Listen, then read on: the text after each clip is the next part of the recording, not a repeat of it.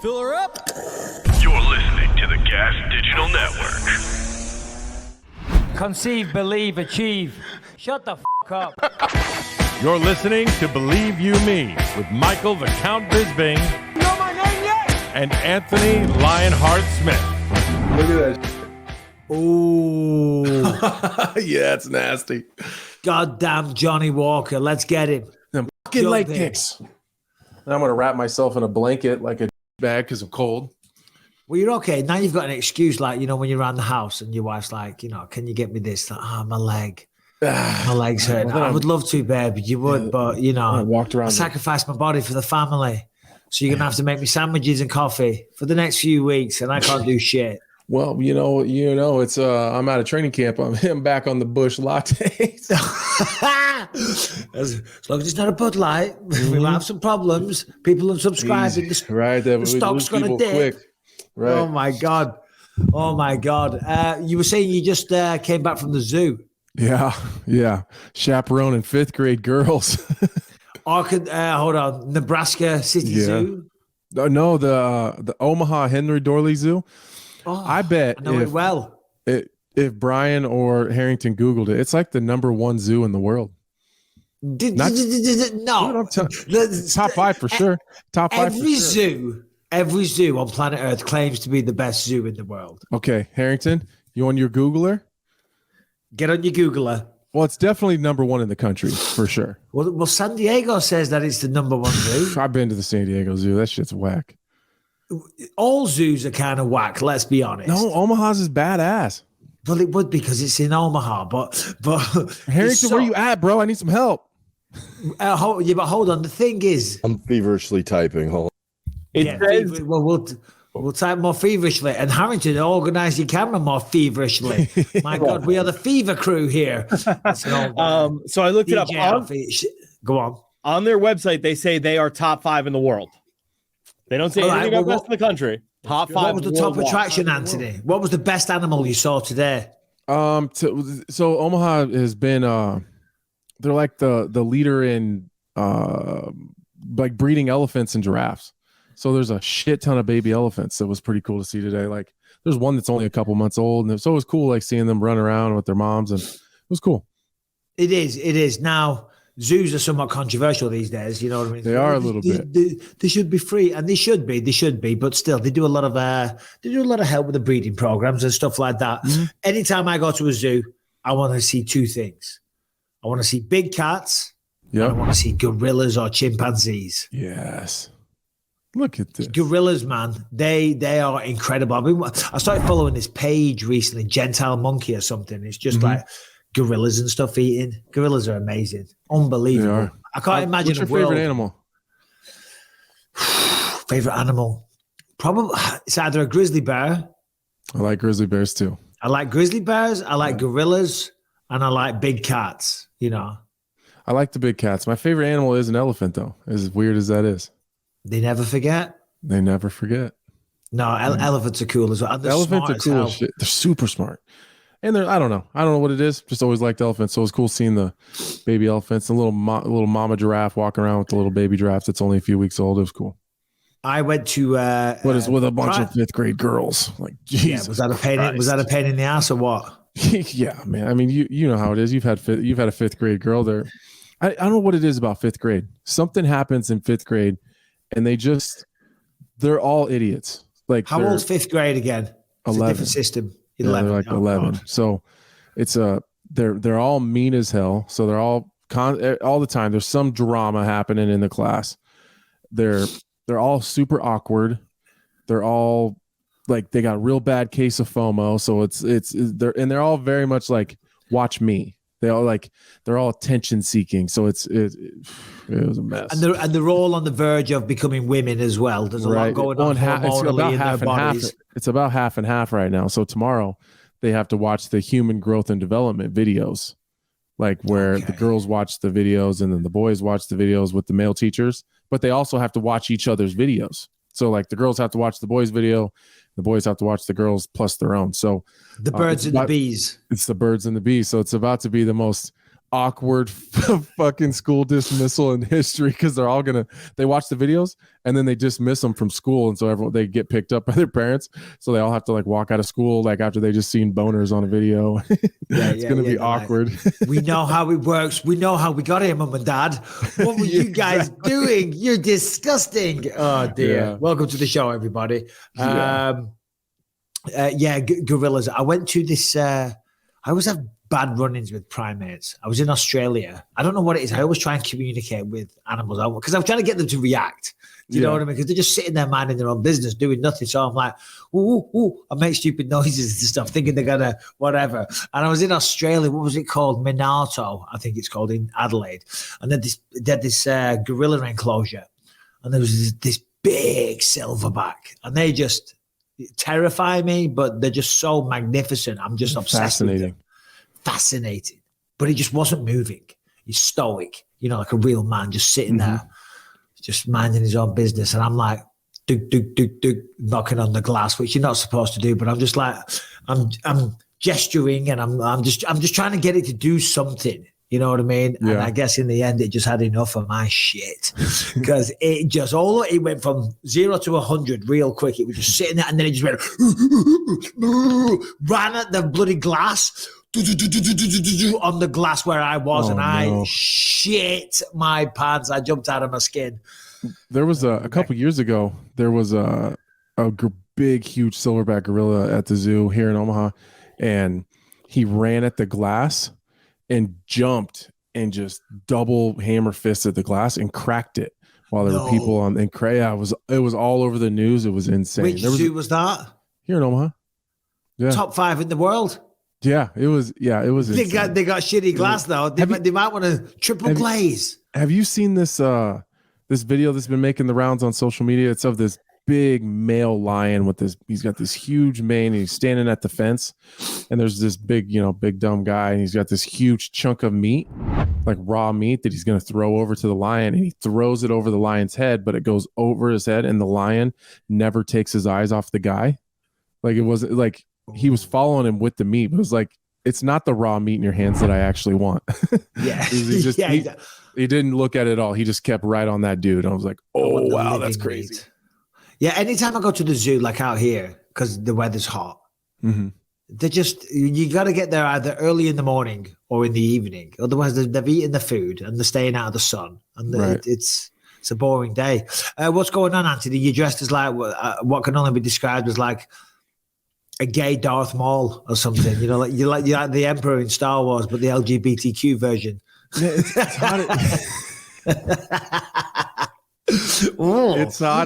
hot as shit outside, but my wife, there's something wrong with her. I don't know what it is. She constantly has the thermostat set, freezing cold in here, and so that's good. My office here is in the basement, so my basement's free. So I'm just freezing. It's cold as shit in my house. Right. Okay. Because when you said you were boiling hot, I'm like, you might want to take the hoodie off. No, it's hot as shit outside and humid, but it's colder than hell in my house. The weather here in California has been crap all year. We've had a few nice days, but it has not been good at all. It's not what we pay all these goddamn taxes for. I'll tell you that. I'm like, Jesus Christ, rain almost every year. Get some nice weather here and pay some low taxes. Well, I'll tell you what, we're going to move at some point. I'm not going to stay in California for the rest of our lives. Speaking of California, and everyone says, it's going to the dogs, it's going to shit and all the rest of it. My son is at college in San Francisco. And, I'm sure you've heard what people say about San Francisco. It's going to shit and the homeless and all the rest of it.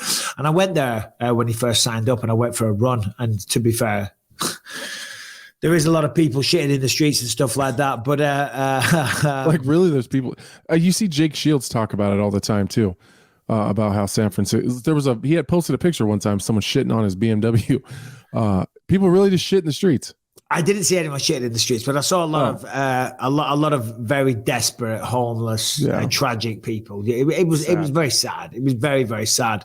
But last night, so my son's on a wrestling scholarship at San Francisco State University. And last night, he gets in an elevator, and don't show it yet, and there's 5 guys walk in, 5 black guys walk in and a girl. And they're kind of chatting shit to him because Callum's a big guy. He's a big guy, but he hasn't got an intimidating face. You know what I mean? He looks like a nice guy. You know what I'm saying? I always said to him, when you get older, son, you start going in bars and stuff, just be careful because you're a big dude and young punks, you're always going to be a target for some of them because A, because you're bigger, and B, you know, with no disrespect, you don't look like a mean guy. You look like a nice, happy-go-lucky, he's got a nice, friendly face. Like someone you could pick on. Yeah, well, I mean, if you were that kind of way out. If you're that type of person, yeah. Yeah, exactly. And he gets in the elevator and he's just looking at his phone. He's got his headphones on. And he can kind of hear them talking shit. So he kind of looks over and they're chatting shit. And he just, you know, carries on looking at his phone. And he walks out the elevator. And as the doors are closing, they go, "That's right, pussy, walk away." And he turned around and he said something back like, "Oh, fuck you guys," or whatever. And then the door's shut. And he's walking towards his car. And then all of a sudden he goes, he hears, you know, like, "Oh, you dickhead," or whatever they said. And he turns around, there's 5 and they're running at him. Boom. One of them cracks him in the face as hard as he can, splits all his lip wide open. So I was picking Lucas up from training last night. I get in. He's FaceTiming Rebecca. He's covered in blood. She's freaking out. She's terrified. I'm like, "What's going on?" He goes, "I just got jumped off 5 guys. I'm like, "What the hell?" I said, "What happened?" And his mind was going a million miles an hour. But he handled it. He handled the situation. He handled it well. So I said, "What happened?" He said, "Well, one of them, he punched me in the face hard. I kind of saw a flash." He said, "And just instinctively, I picked him up. I slammed him on his head. I body slammed him and I went down." He said, "When I hit the deck," and they said, then I remembered, in a street fight, you always said, I don't want to be on the ground because they might, you know, kick you, stamp on his head. Yeah. So he gets up and there was another one there. So boom, he body shots him. He falls on the floor and legit starts throwing up. I said, no. He said, "I swear to God that he was throwing up and the other guy was all messed up on the floor." And then the other 3, you know, he went at them and they all kind of backed off and they're going, "Look at your face. You're all fucked up." He's going, "What do you mean? Look at your boy. He's dying." Because he was on the floor like, and then the other one was throwing up. Anyway, they disappeared. The cop showed up. He didn't press charges. He said, "I don't want to do, you know, I don't want to go down that path." So yeah, Brian, he's got he'll be all right. He'll survive. I think he kind of enjoyed it. There's a little cut there. Oh shit, that's a good one. And on his lip there. So he'll have a nice little scar, but he's never had a fight in his life, you know, so he was a little shaken up, but, you know, we were talking to his girlfriend because his girlfriend called us and she was really, really, you know, she was upset about it all. And I'm like, "Listen, it's fine. You know what I mean? It's sadly, it's kind of a rite of passage for a young man. These type of things happen." And she's like, "No, I'm making sure that he tells his wrestling coach because you know, he can make more of a stink about it." Because she said, and she's absolutely right. She goes, "What if Callum couldn't defend himself? What if he didn't know any kind of martial arts or wrestling or any kind of combat background and they just kicked the crap out of him?" He said he could be in hospital right now. And I'm like, "You're absolutely right, Josie. That's a very, very good point." So 5 little punk bitches walking around San Francisco. Keep your eyes out, boys and girls. And one of them with some sore ribs. Oh, yeah. One of them with some sore ribs that can't take a body shot. Throwing up like crazy. The other one with a headache. Yeah. Well, good for him. That sucks. I mean, that's shitty. No one wants to be in that situation. I don't want to be. Like, we do that for a living, and I don't want to be in a fight with 5 guys that I don't know on the streets. That's not. So. No. It could have ended up way worse, so I'm glad it didn't end up. Yeah, no, he's fine. That's what I was saying to his girlfriend. I'm like, "Listen, don't worry about it. He's fine. He's got a little cut on his lip." Rebecca's like, "You got to go to urgent care and get stitches." I'm like, "Babe, he's not going to do that." You know what I mean? It's 10 o'clock at night. He just wants to go and probably have a beer and go to sleep because he's got school in the morning. He'll have a little scar, a little boo-boo. He won't have black and blue legs though, like you, Anthony. How they feeling? Oh, they're tender for sure. They don't. They're a little tender. Yeah, they're sore for sure. I mean, I'm getting around okay. I mowed the grass on Sunday when I got back and worked on my deck, and I'm fine. Walked around the zoo all day. I probably walked 5 or 6 miles today at the zoo. I'm all right. Best thing for it, though. Best thing for it is to get the blood flowing to it, brings all the nutrients and helps it heal and stuff like that. I'm hoping I'm going to train tomorrow, probably. Get out of town. Yeah, I mean, I got that grappling match with Glover coming up. That's at right. the end of June, That's so right. I can't take off too much time. So it's only jiu-jitsu, so I'm not getting kicked or anything. So I'm going to start. That'll be fun. Yeah, I'm going to flow roll a little bit tomorrow and Sunday. So see how it feels. Are you getting paid for that? I am. Nice. Yeah, it's a decent. It's fun competition with really no stress.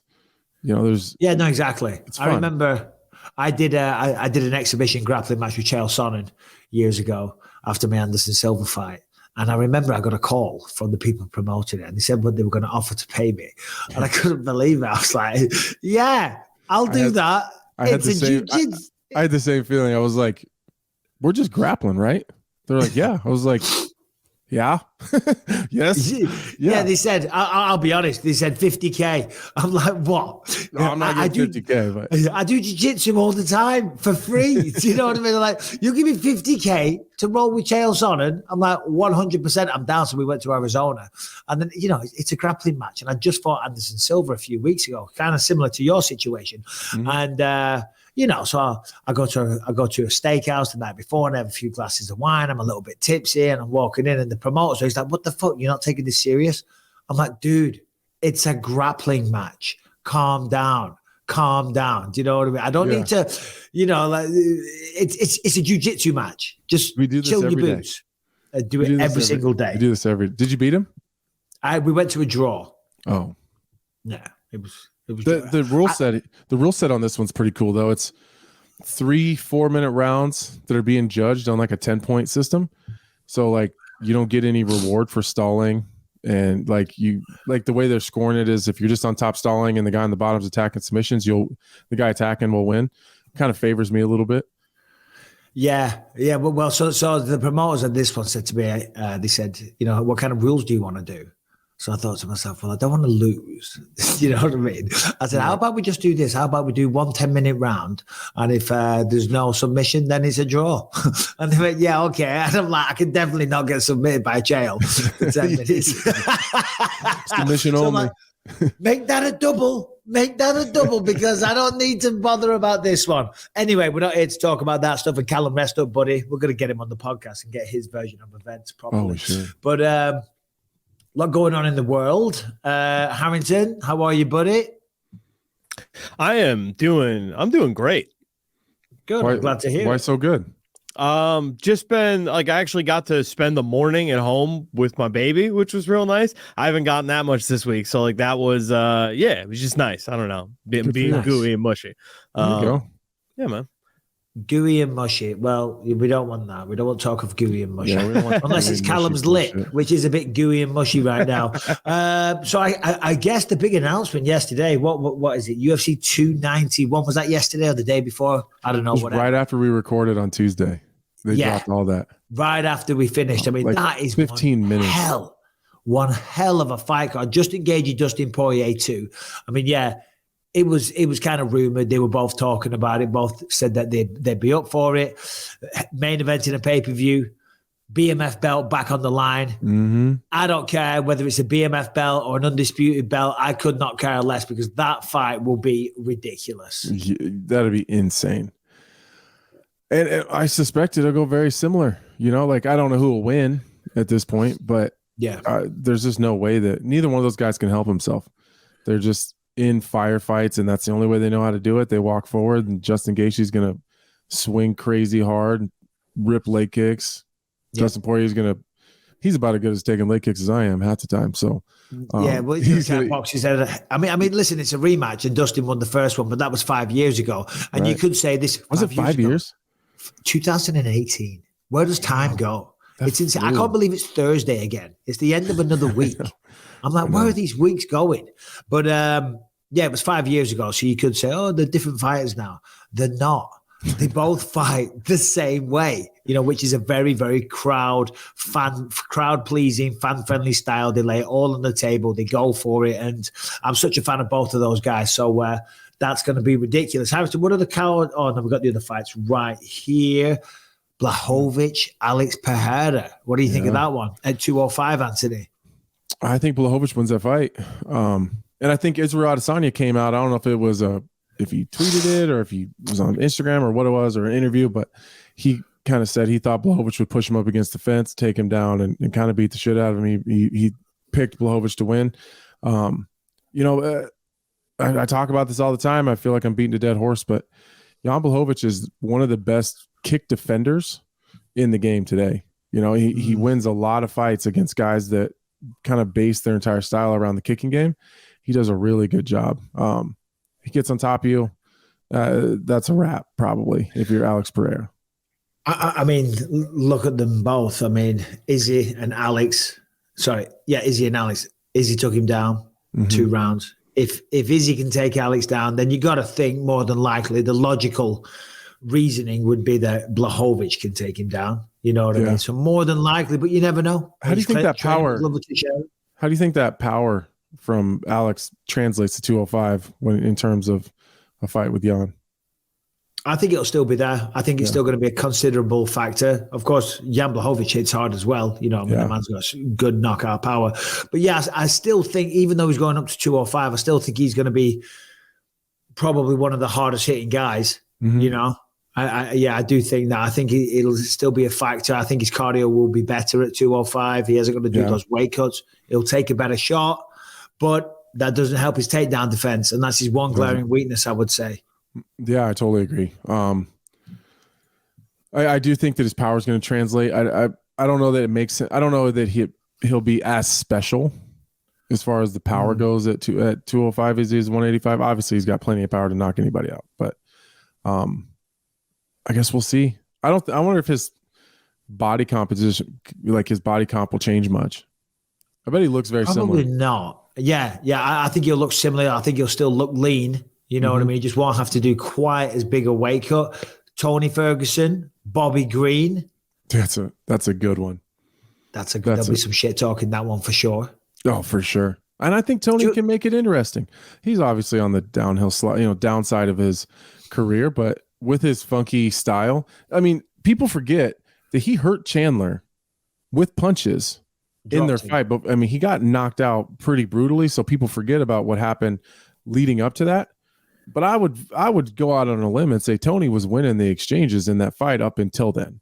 So, I think he had a good opening round. He had a good first round. I mean, granted, I think it ended with Chandler on top eventually, right? Yeah, I think so. It was a while ago, but yeah. But everyone remembers the nasty knockout and what Tony's face looked like after the connection of that kick. So chicken nugget. It looked like that was the meme that was going around. Yeah, looked like a chicken nugget. Poor old Tony. But that's a good fight though, because Bobby Green, I mean, listen, he's fast, he's slick, and all the rest of it, but he's not exactly the biggest power puncher. And I say that with respect, Bobby. Before you come after me, he's phenomenal to watch. I'm a fan of Bobby Green. I like his attitude as well. Do you know Bobby much? You got much of a relationship? Yeah, I know him well. Yeah, we came through Strikeforce together. So we've always had that connection. I've always gotten along really well with Bobby. Yeah, no, he's a good guy. He's much calmer these days than he used to be when I first met him. Hell of a story as well. He came on the show. Yeah, he was a maniac when I first met him in Strikeforce. He was absolute insane human being. Other ones on that one as well. Paulo Costa versus Ikram Aliskerov. Aliskerov just who did he just knock out? Was it Phil Hawes? Yes. Somebody. Yeah, I think it was Phil Haas. Pretty bad too. First round knockout, and then he got a first round submission. Obviously, he's a Dagestani. So keep an eye out for that name. But Paulo Costa coming back. I'm a fan of Paulo Costa. I mean, he's out of his mind. He's fun on Twitter. I'm a huge fan of him too. It kind of seems like he's getting fed here a little bit. Like, feels a little bit like a punishment. Like, you don't fight Robert Whittaker. Here you go. Take this guy.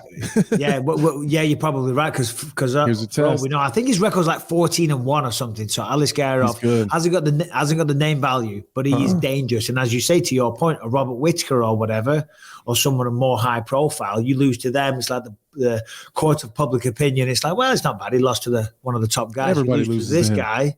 Yeah, you lose to this guy. It's like, Stephen Thompson, Michelle Pereira, Derek Lewis versus Marco Rogerio de Lima, and Michael Chiesa. Thank God, Kevin Holland. Derek Lewis has finally got like he's had a rough run, but he's been in there with Pavlovich and Tai Tuivasa and Cyril Gahn. Like his last 3 or 4 fights have been killers. This is a pretty even matchup. This is maybe favorable for Derek Lewis. De Lima does throw crazy leg kicks though, especially in his last fight with that Puerto Rican guy. You know what I'm talking about. You're obsessed anyway. with leg kicks right now. I am, but like it's just what popped in my head is De Lima just won his last fight and he landed like 60 leg kicks or something, and Derek Lewis gets kicked a lot. So I was just thinking the matchup in my head, like boxing wise, it's a great fight, but DeLima does kick a lot, and Derek Lewis doesn't do well with that. For Derek Lewis as well, I think it was 3 fights in his home state of Texas. Cyril Gane went on to fight Francis for the belt.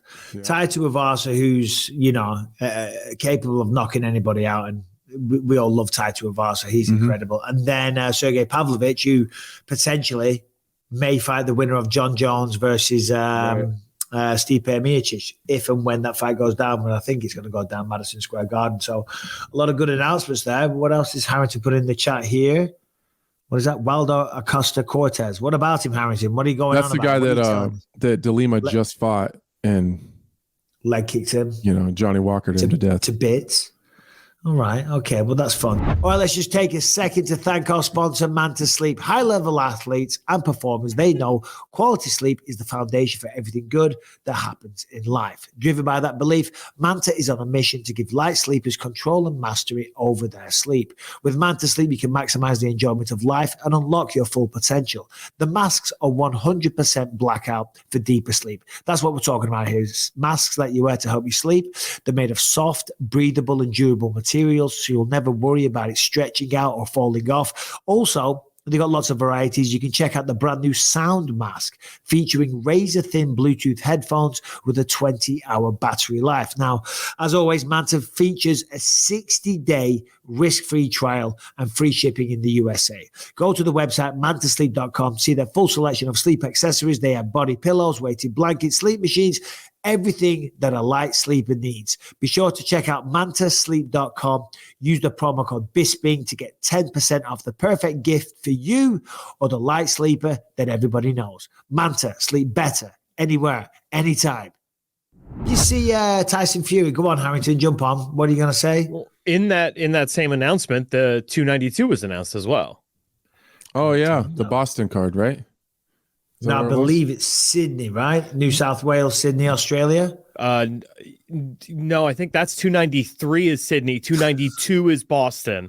Yeah, I think I got that right. 290 is and who's in Boston? I didn't see that. O'Malley and Sterling. Aljamain Sterling, and then Weili versus Amanda Lemos. And Harrington, when we had Sean O'Malley on last week, because I know one of them wanted September, one of them wanted August. So when is that fight happening, and which one wanted that date? August 19th. O'Malley wanted August. To be fair to Aljamain, he said he wanted September because he wanted some more time to rest, but that card is going to be in Australia now, and then the one after is also. So he just wanted to get it in, I guess, when he could. I was hoping to commentate that one down in Australia. I love going down to Australia. It's a great place. You ever been? I've never been. Nope, I've never been. Love it. Yeah, the people are amazing. When I worked the pay-per-views for ESPN, when they're like in Australia or the one in Singapore or this one in June is in, where's the June one at? I don't know. This June 10th? What is Canada. That? Oh, Vancouver. Canada. Like sometimes when they're depending on what the travel looks like, we do them from Bristol, Connecticut. Yeah. Like remotely, which I'd love to travel to like Australia. Which, I mean, there's pluses and minuses. You haven't got to go as far. You're not going to deal with jet lag and all the rest of it. Right. But you do get a free little, it's Australia, a world trip. Like, I don't really care about Canada. Like I'll stay. Like, not that I have any problem against Canadians. It's like Upper America. It's the same place. Crazy. Let's be honest, it's just colder. Shit. Yeah, it's just a bit colder. But Australia would be cool. And the people are very friendly in Canada and Australia. The people in Australia, they're so laid back. They really are just so, like when you go to certain countries, and America's the worst, I've got to say, being a non-American, because anytime I fly to Canada, there'll always be like some Americans like in the line for customs, and they're always bitching how hard it is to get into Canada. And I'm like, bro, you want to try being a non-American, getting into America with a criminal record. Right. It is, oh my God, it is tough. But when you go into Australia, and listen, I'm rightly so, do you know what I mean? It's the border, you know what I mean? You go into Australia, and they're so laid back that, good eye, mate. Yeah, don't worry about it, mate. You're good. Just stamp your passport off your pop. It's easy peasy, man. I love it. Is your wife? Your wife's Australian, right?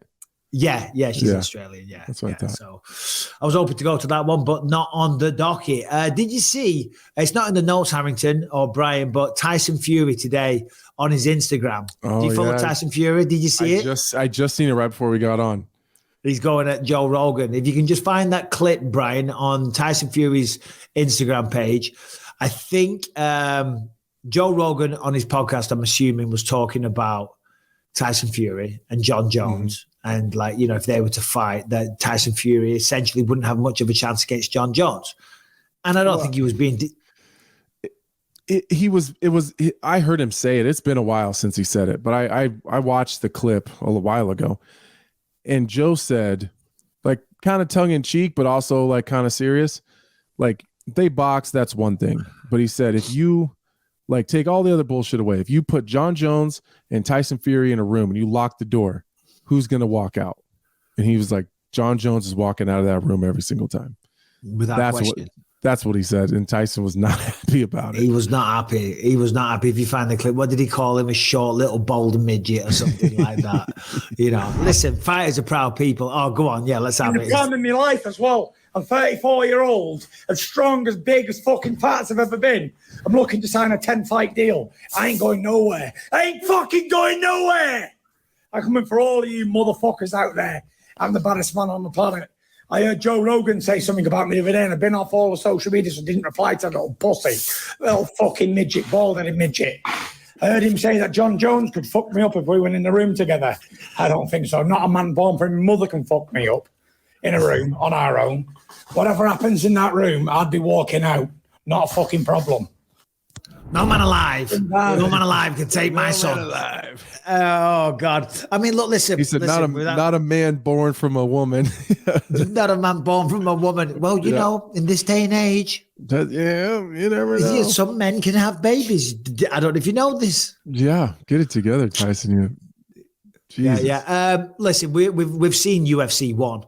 We know how it ends. Do you know what I mean? Cyril gone. But I mean, listen, Tyson Fury is an amazing boxer. He's incredible. And yeah, for sure, if he connected, you never know. But, you know, look what he did to Cyril Gane. It's a similar kind of thing. You know what I mean? He'll just ankle pick him right from the start, to quote Tony Ferguson. I'm pretty sure he's choking. Yeah, champion only. CSO. Elbows. What is that shit? Tony's out of his mind. I love it. Remember when Tony was? Did you ever see when he was on Fox as an analyst? Oh God, no. Did you see it? No, I didn't. He was on Fox as an analyst. I don't think he got invited back again because he was talking to Kevin Lee, and him and Kevin Lee were going back and forth. I think Kevin Lee had just fought, and Tony loses it. Tony loses his plot. He's effing and jeffing. He's swearing and everything. He's on Fox TV live. You know what I mean? He's like, F you and all the rest of it.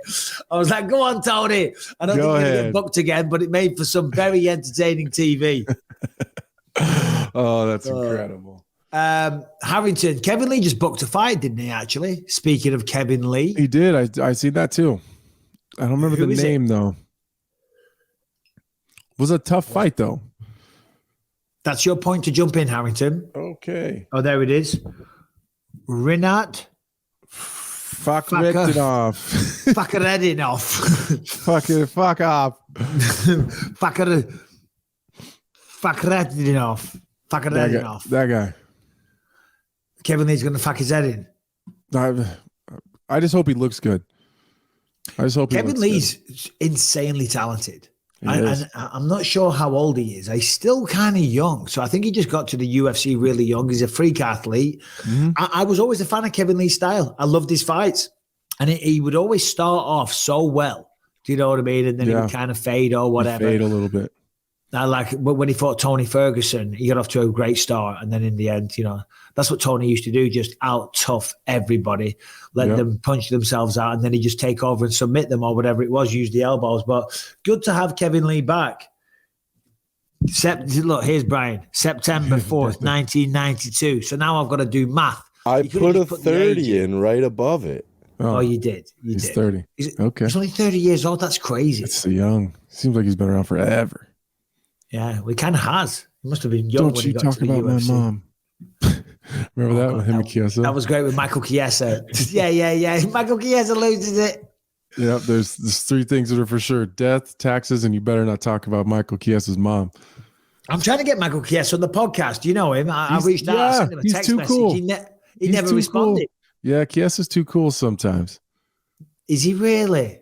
I mean, he's wheeling and dealing. He's flying, and he's an analyst. He's living his dream. He just got married. He's wheeling and dealing. He's going to be flying and dying when I get home. If he doesn't get on these he needs to get on these goddamn podcasts. That's what he needs to do. You need to respond to my goddamn text messages is what you need to do. You know what? I'm going to text him right now. It gives it the old super friendly one when I say, oh, Mikey B, I want you to DJ at my wedding and all this type of stuff. And I'm like, I send you one text, Kiesa, okay? And you can't even respond. Big time in the B and the I know. A. What kind of bullshit is that? The B.A. Baracus podcast. Oh, dear. Alex Pereira, though, if he could get that job done against Jan Blachowicz, he's going to talk so much shit to Izzy, because I'm not surprised Izzy came out and said that, because, that will just, they've still got the rivalry. I'm very, very surprised that Pereira didn't push for that rubber match. But hey, taking on fresh challenges, fair play to him. I respect that. But if he could get the job done against Jan Blachowicz, the first thing he's going to say on the microphone in Portuguese, Porra, is Adesanya, or something like that. Oh, yeah. It's going to end with Israel Adesanya. Yeah, of course it is. Yeah. Basically talking shit. Because they say we're 3-1. We're 3-1, and I beat the guy that beat you. Yeah. And then we had Francis Ngannou and Jon Jones going at each other this week again. Francis Ngannou on his YouTube channel said that I'm still the baddest man on the planet. So then Jon Jones tweeted, said, who calls themselves the baddest man on the planet from across the street? So Ngannou goes, we'll cross the street then. Which I thought was good. It was a couple pretty good comebacks. It really was. Is that we'll cross the street then, buddy? I don't know who won that exchange because they were both pretty clever. But Francis's response was pretty good. So real quick, this is kind of breaking news. I just saw this. Maurice Green was doing an interview. Jon Jones is his teammate, and they were asking him about Francis, and Jon Jones hopped on to give a comment. Brian, if you can, that's in the chat if you want to pull that up. Okay. I tried. I'll warn you. I tried listening through to this, and I couldn't. But it's apparently spicy. Away from it, and this will be the last thing. Backing away from it, right? Like, what, as a fan, as a teammate, as Maurice Green, what would you have rather seen? Would you rather have seen Francis fight your teammate Jon Jones, or do you like how Francis stood up for himself and got what he wanted and went to the PFL, maybe creating some ways for other fighters to do what he did? That smile. Francis the pussy and always gonna be a pussy with all that muscle. That's funny. Yeah. The nose ring, Maurice. Get rid of the nose ring. Yeah, he's got to lose that. How do you feel about septum rings? I think they're. I mean, it's fine when in your younger days. Like I had an eyebrow ring and I had the nipple rings, and all the weird shit. I had a pierced nipple once. Yeah. years and years. I had years them both. Ago, and they get. Oh God. Yeah, I had them both. So I get it. When you're younger, you do the fun thing. I don't know. Once you get older, start having kids and all that stuff. Maurice Green used to train at Factory X. Oh, did he really? Yeah. So I trained with him a bunch. He had a couple of good fights, but just the one thing going back to piercings and stuff. Oh, in fact, Callum, when we FaceTimed last night, and he's, I've been jumped, dad, and blah blah blah blah blah, but he handled it.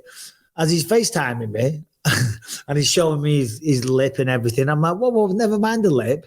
What's that in your ear? He's got a little like diamond, fake diamond stud in his ear. I'm like, never mind the assault. What is that in your ear? And he's like, oh shit. Yeah. He's like, oh shit, I forgot about that. Oh, that's funny.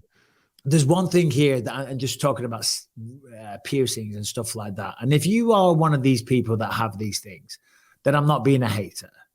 But I don't even know what you call them. But the things, those like things that people put in the ears, like the discs. Gauges.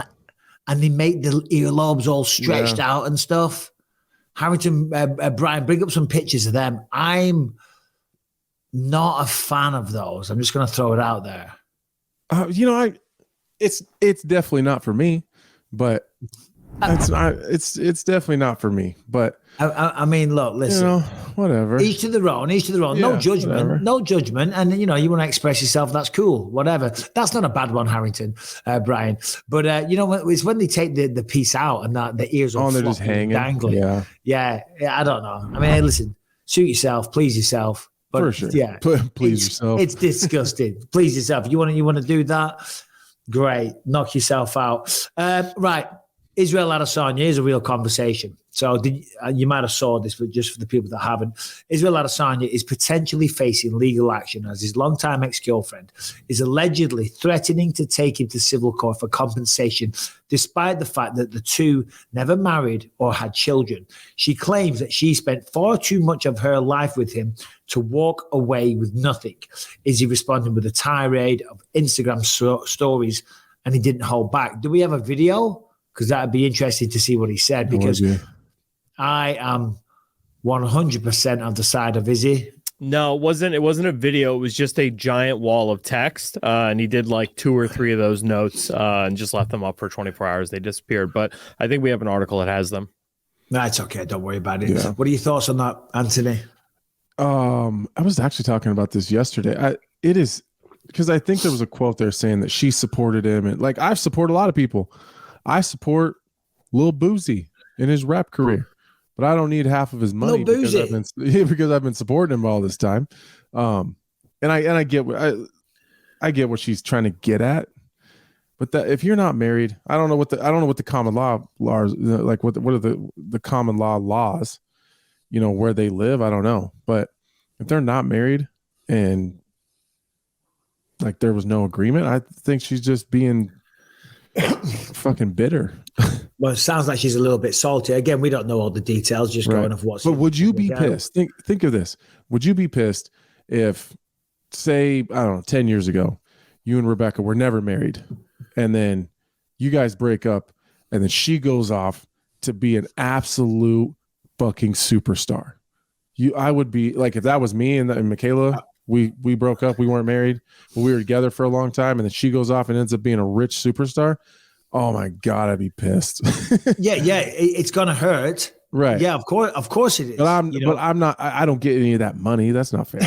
but yeah, no, I don't think she's got. I mean, listen, I don't know what the common law is in New Zealand. I think if you spend a certain amount of time with somebody, then maybe you do. But certainly, if there's children involved, I think that kind of changes the landscape. But if it's just a girlfriend that you spent some time with and then you split up, and all right, maybe she did support him, and maybe it hurts and she supported him financially, but it doesn't. Should have tricked him into marrying you, dummy. Should have got married. Should have had a baby. You know what I mean? I'm sorry. I don't really agree with that. I'm not. I'm kind of on Izzy's side. If that makes me a male chauvinistic pig, then maybe I am. He claims she never gave him any money, only cost him money. So they were definitely in a relationship. Well, yeah, they were definitely in a relationship, but yeah, no, listen, she just wants a bit of that dough. Shit, me too. How would you feel if your one of your daughters grew up and wanted to be a professional fighter, Anthony? I would probably try to steer them away from it, the best I could. I wouldn't tell them no, but I would try to suggest other paths. But if they wanted to, and I would guide them along. Yeah. No, the reason I say is because I having to put it in the notes here about Rampage's son Raja. He just won his fourth amateur fight via KO, so now he's going to turn pro. So we wish him all the best. And clearly the apple doesn't fall far from the tree. But that's something that people ask me all the time. And obviously Callum last night getting into that. I wouldn't wish it upon them, but if they wanted to do it, then I would support them 100%. Like Lucas is loving MMA training, but I don't think he'll end up fighting. But again, if they do, that's what you got to do. You got to support your children. But Rampage's son, who am I to say no? Well, exactly. I would look real stupid saying that. I would rather they didn't. But what did your mother say to you when you started going down that path? She liked it. She liked it a lot. She didn't necessarily like the fighting part of it. She liked how focused I was, and then how kind of just obsessed with the sport, because a byproduct of that is I was a better person.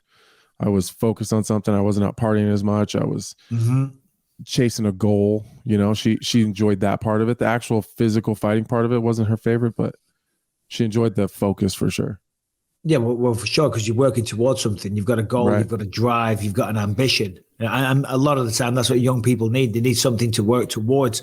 Like there's this young lad that I'm taking care of. I said taking care of. That's a bit much, but I'm helping him, guiding him on his path. He wants to be a fighter. You know what I'm saying? So I'm just like kind of helping him out a little bit and, you know, giving him direction and helping him out with training and things like that. And already he's got something that he's working towards. You know, he's a total beginner. He's got a long, long path to go. But other than falling into disrepute, shall we say, hanging out with the boys, drinking, taking drugs, just getting up to no good, getting involved in petty crime and things like that. It keeps you on the straight and narrow. And as I said, gives you something to work towards. So that'll be interesting to see how Rampage's son works out. So we wish you all the best on behalf of the Believe You Me podcast. Harrington, give us a non-MMA story.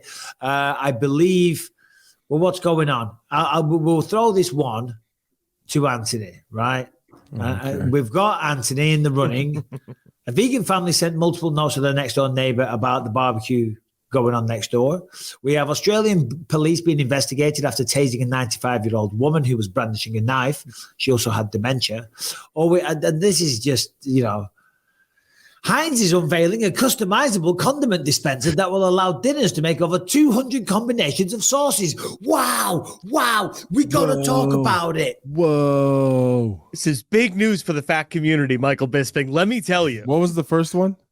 So there is a vegan family who lives next door to a family of meat eaters. And I don't know what this is, but go with that one. Let's go with that.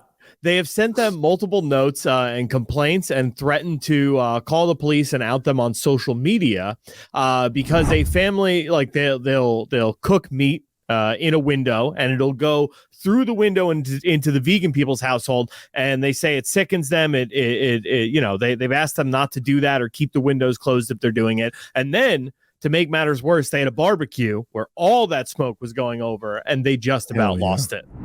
Hell yeah. Well, they need to get a grip. You gotta.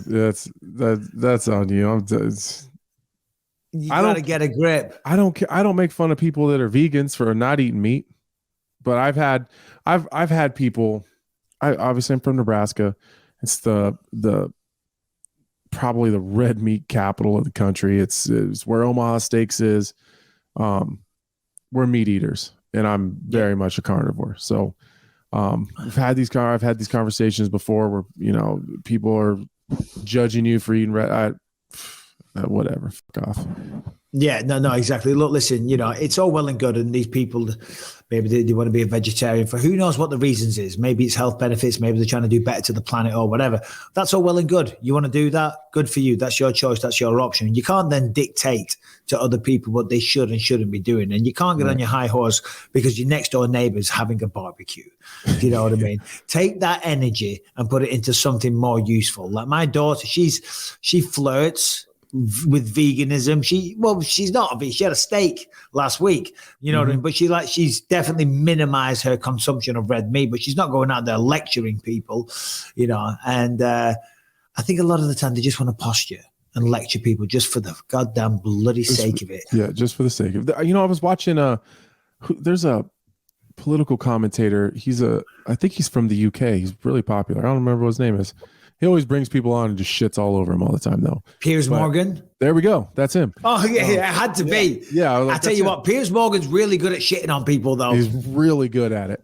But he had a bunch of like vegan and vegetarian like activists on his show one time, and they were like spray painting shit, and they were messing with people's cars and messing people's businesses up.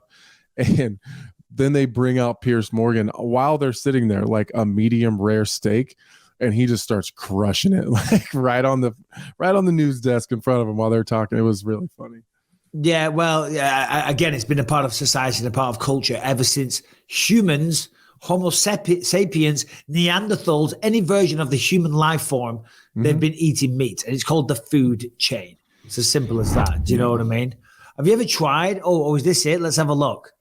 Oh, that's just it's like a shit version of it. I'll find a better one. Yeah, don't worry about it. We don't need to see it, but well done. I appreciate it. But Yeah, man, I love a good steak. How do you like your steak, though? Medium rare. Yeah, I like medium rare, but often it's too rare. So now I've started going medium. If I trust the place and I've been there before, I hate it when I got to be like comfortable there. Like I got this one steakhouse I go to a lot here in Omaha, and I'm comfortable enough there where I can say, give me medium rare plus. Medium rare plus, yeah. Because I sound like just such a pompous asshole when you say it anywhere else. But I just like the first time I'm like, listen, I want it medium rare, but sometimes it comes out just a bit rare. Can you just like medium rare and then like leave it for like 30 more seconds? Medium rare plus, yeah. Rare plus. I was in a fancy steakhouse one time and I said, I think we talked about this when we went to Barry's. Oh, did we? Yeah, and I'm like, can I get medium rare plus? Because they had this big tomahawk. You know, we were doing the lobster and all that stuff, and we both were like medium rare plus and a bit and a bit. No, I was in like a real nice place once, and I remember saying, "Can I get medium rare plus?" And he goes, "No, we don't do that." And I meant, "Well, now you do. You're charging me a ridiculous amount of money. I'll have it cooked. You're asking me how I want it cooked. I'm telling you how I want it cooked." He said, "Well, we don't do medium rare plus." I said, "Well, just tell the chef to leave it on for an extra couple of minutes. Do medium rare and then just leave it on for a bit. Can we do that?" And the guy's like, "No, we can't." I'm like, "Well, get the manager over." And the manager comes over. I'm like, "Sir," I said, "not trying to be difficult here." I said, "I just like it a little bit extra." And he's like, "Yeah, no problem." Fucking waiter. Anyway. Awesome. That went well. Good one, Harrington. What are we meant to do with that? Speaking Harrington, how do you eat your steaks? Medium, straight medium. All right. Yeah, BTF. That's my dad's one. Burnt to fuck. Go on, Harrington. I would have pegged Harrington for like a well done guy. Yeah. Yeah, I don't know why. I grew up with well done, so it's one of those things. Like my mom would always just burn steaks until they were rubbery, and I'm like, no. Like let me get a little blood in there. It's nice. So you brought up Piers Morgan. Piers Morgan has been pretty vocal this week, arguing with an account given by a spokesperson for Harry and Meghan. I don't know if you saw that. Well, have you seen what's going on with Harry and Meghan at the moment with this near catastrophic accident? It's ridiculous. So this whole Harry and Meghan saga, listen, he is the most pussy whipped individual on the face of planet Earth. Okay. And she's a bloody idiot. Right. And remember a while ago, they did a book, and in the book, he's talking about Elizabeth Arden cream, which is like a fancy cream. He's like, "Yes, and my wife put it on my todger. My mother used to use Elizabeth Arden cream." It's like, what? Why would you say things like that? Like, and he's those two things together. Yeah, and he's disbanded from like the royal family, but they're out there. They've got books, they've got documentaries. They're just trying to monetize their brand, I guess, as much as possible. Well, then it's all over the news today. But saying that, we just have BBC News and Sky News on for the most part in our house in the morning when I'm having coffee. And but it is a big story. If you put the news on, it's everywhere. They were in New York last night and they went to some fancy gala or something, and they came out and they got in traffic, and then they put it out through their press agent or something that they were involved in a near catastrophic accident because the paparazzi were chasing them. And you know what happened to his mother, right? Princess Diana, the paparazzi was chasing, and she got in a car accident and died. So I'm sure that's very traumatic for him. But everyone's allegedly, saying, right? Everyone, well, that's what they say. Get Brian's conspiracy corner. Well, my wife's really into Princess Diana, so I've watched a bunch of those documentaries. So I say allegedly, very allegedly. And what did you say, Brian? Oh, I mean, it for sure. He for sure got killed by the crown.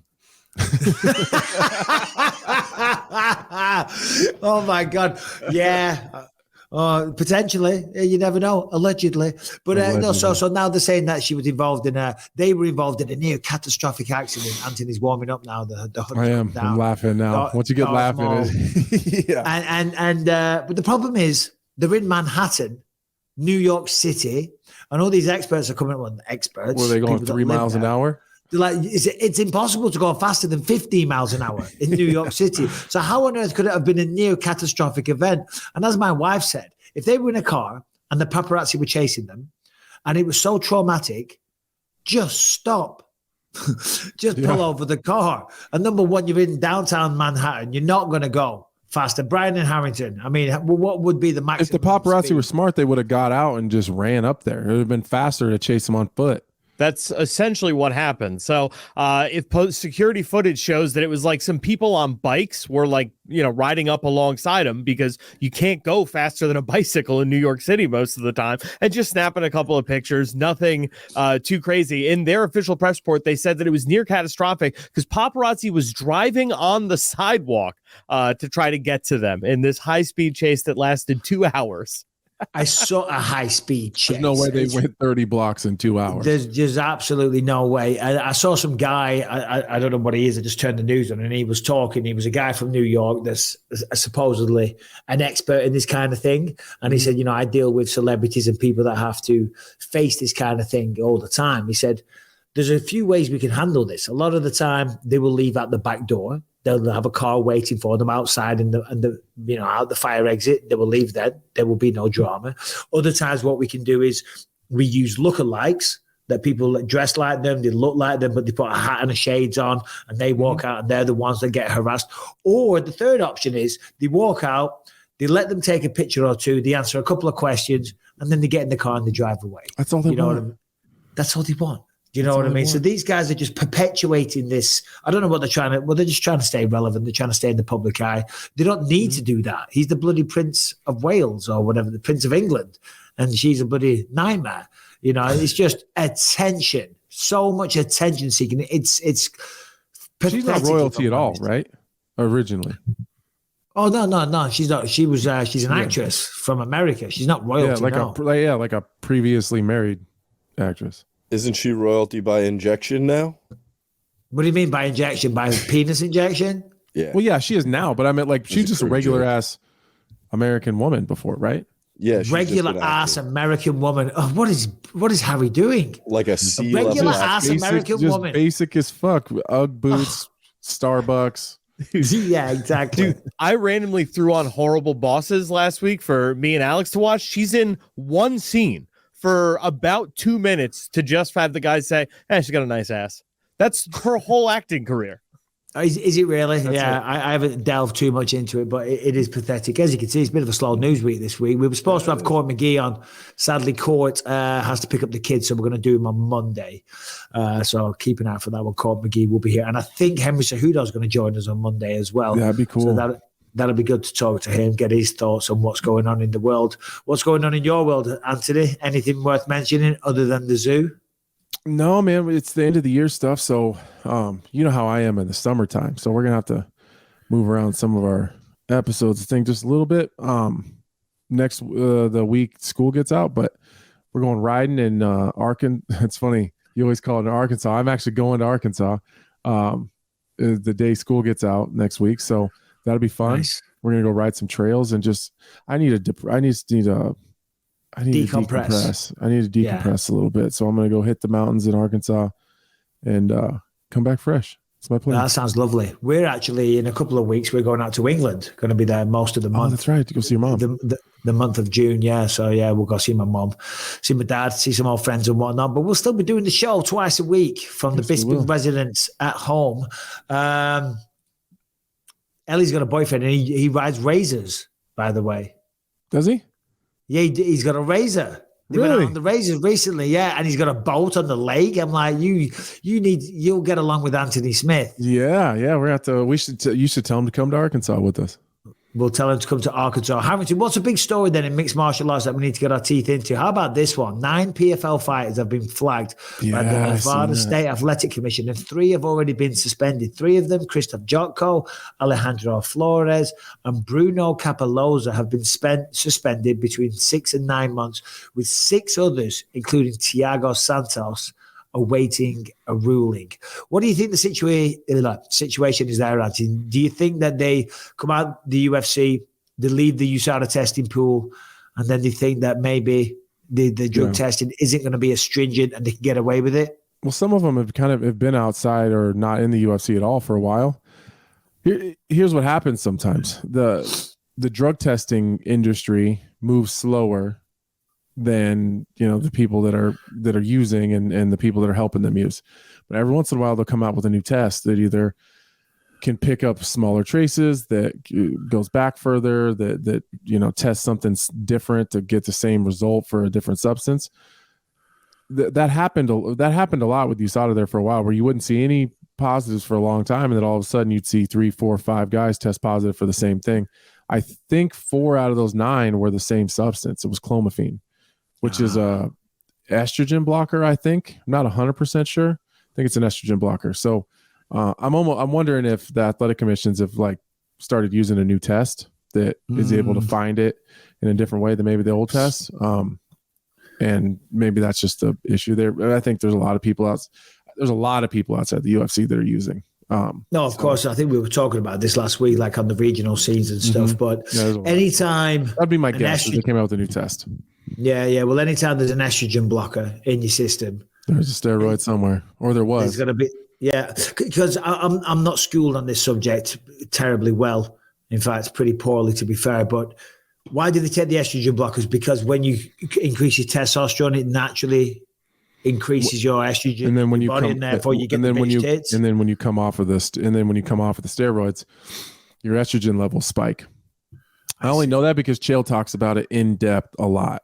So there's a man that would know a lot about it. That's exactly how he starts the conversation. If anybody knows anything about steroids, it's me. And you know what? You got to respect Chael for that. Do you know what I'm saying? Because that's why we don't give him. You and I don't give him enough shit for it. I was going to say that's not the right word. We're going to give him respect. I don't mean give him respect. He steers into it, and he doesn't like, oh, I don't know what happened. Like, his first response was, well, you guys caught me for 3 substances. You must have caught me on a low day because I had 6 in me. No. What I mean is, at least he's being man enough to own up and put his hand up. Right. That's what I mean. Listen, I have a theory there too. People don't give Chael too much shit for his steroid use because of his style. Yeah.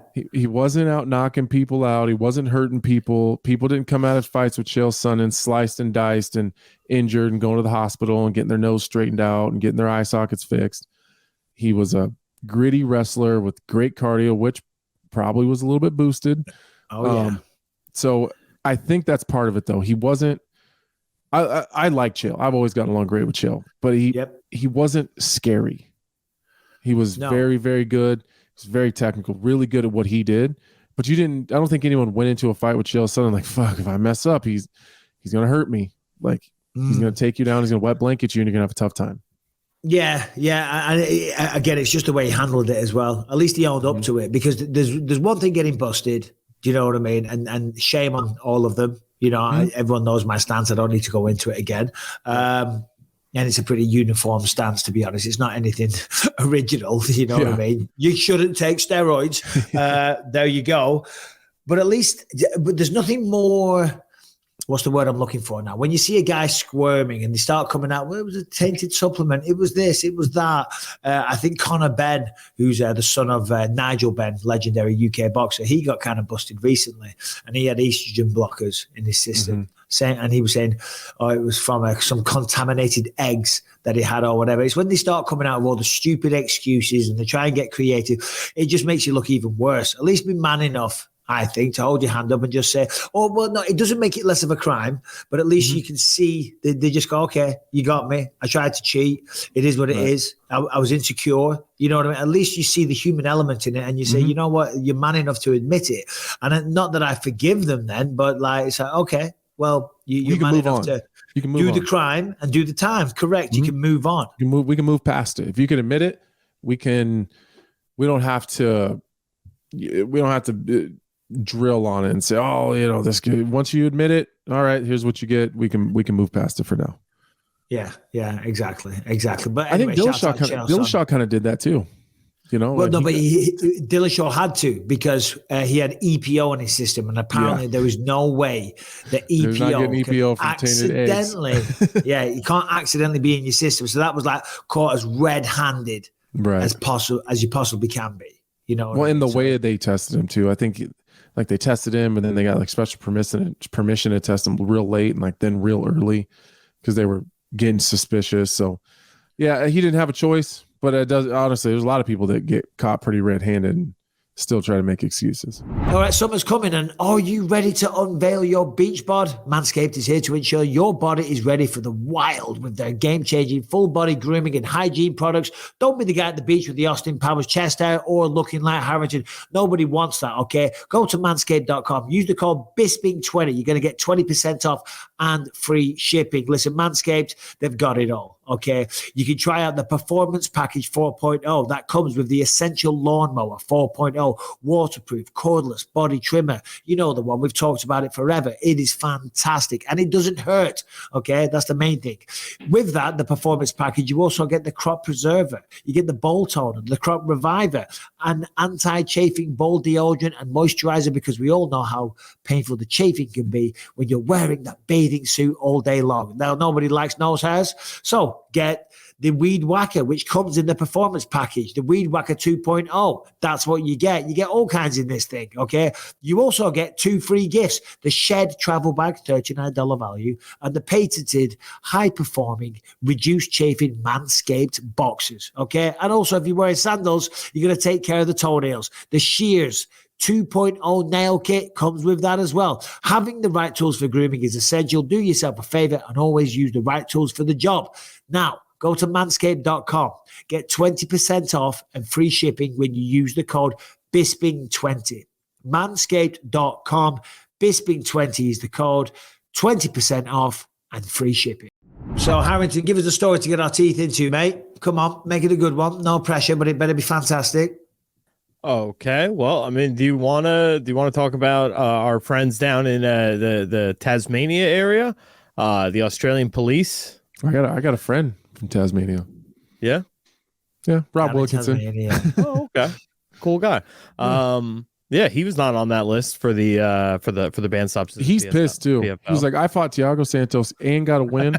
Andy was on steroids. I want 3 more points going into this tournament. He's pissed. Good point. He wants 3 more points because he wants 3 more points. It's bullshit. But you know what? Sometimes, because I fought a bunch of people on steroids, but one time when I fought Kung Lee, then he tested positive for human growth hormone afterwards, and I never cared because I'm like, well, I still beat you. I still won, and if anything, it makes my win look better. You know what I'm saying? Even on the performance-enhancing drugs, you could have beat me. So that never bothered me at all. Do you follow Kung Lee on Instagram? No, I used to. I had to stop. Yeah, gotta stop. I think I might have unfollowed him recently. I don't follow him. Yeah, he's a bit mental. It's a lot. For those people that don't know, he's all about, the devil's coming, the reckoning is coming, the end of the world is coming. Look at this, look at this lava flowing down a volcano. That is a sign from the Bible that the end of the world is coming, and we're all worshiping devils and things like that. He's a less entertaining Diego Sanchez. Oh, they don't get much more entertaining than Diego, to be fair. Go on then, Harrington. What's going on in Tasmania? In Australia, a 95-year-old woman with dementia was seen walking around a retirement home with a knife when police were unable to get the knife out of her hand in a safe manner. They broke out the tasers, hit her with them, which dropped her and the knife. She had to be rushed to the hospital and is currently fighting for her life after getting tasered at 95. That's how I want to go. The reason I was smiling then is because I thought I've got a movie quote that I'm going to test you on. The police should have just said, I want the knife. What movie's that? I don't know. It's an old one. I don't know why it came in my head. I'm going to throw it to the panel. Okay. Harrington and Brian. Okay. I want the knife. Is it The Golden Child? It's The Golden Child, Eddie Murphy. Damn it. Have you seen The Golden Child? I haven't. I haven't even heard of that one. I've been actually watching movies lately too. The last 3 or 4 days, I've watched a movie every night by myself. What have you watched? I watched, oh my God, now I can't remember the actual movie I watched. The Old Guard.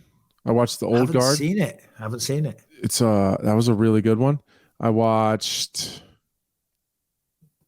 God damn it, I don't remember the other 2. Jesus, Anthony. I watched Flight. But I've already Flight's good. I'd already seen Denzel Flight. Washington. Yeah, I watched Flight. And then what was the other one I watched? Is that the one where he's the alcoholic pilot? Yes. It's crazy because that fact. So if anyone hasn't seen it, he's an alcoholic pilot. And so spoiler alert, and he's involved in a car crash. And then, like, anyway, they go for a trial. And they're doing everything they can to keep him away from booze. And they take him to the hotel room. They lock him in. And there's an adjoining room. And he goes to bed. The door's open. And there's a noise banging. And then he tries the door. And he goes into the next room because it was unlocked. And then he finds the minibar. And then he just cuts to it. And he's hammered. He's drank the entire minibar. And then what's he called? The big fella. The big fat guy that's in it. He's hilarious. John Goodman. John Goodman. I thought you meant what he was called in the movie. Yeah, sorry. He calls him the Banana Man in the movie. The Banana Man. They're like, we've got to sober him on up. The way.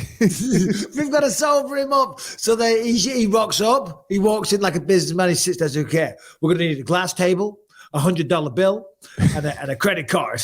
And he gets the lines of cocaine out to sober him up real quick before court. And it worked. While I was watching that, take the cocaine part of it out of it. I have felt like that when I first started working the desk and I was traveling the road.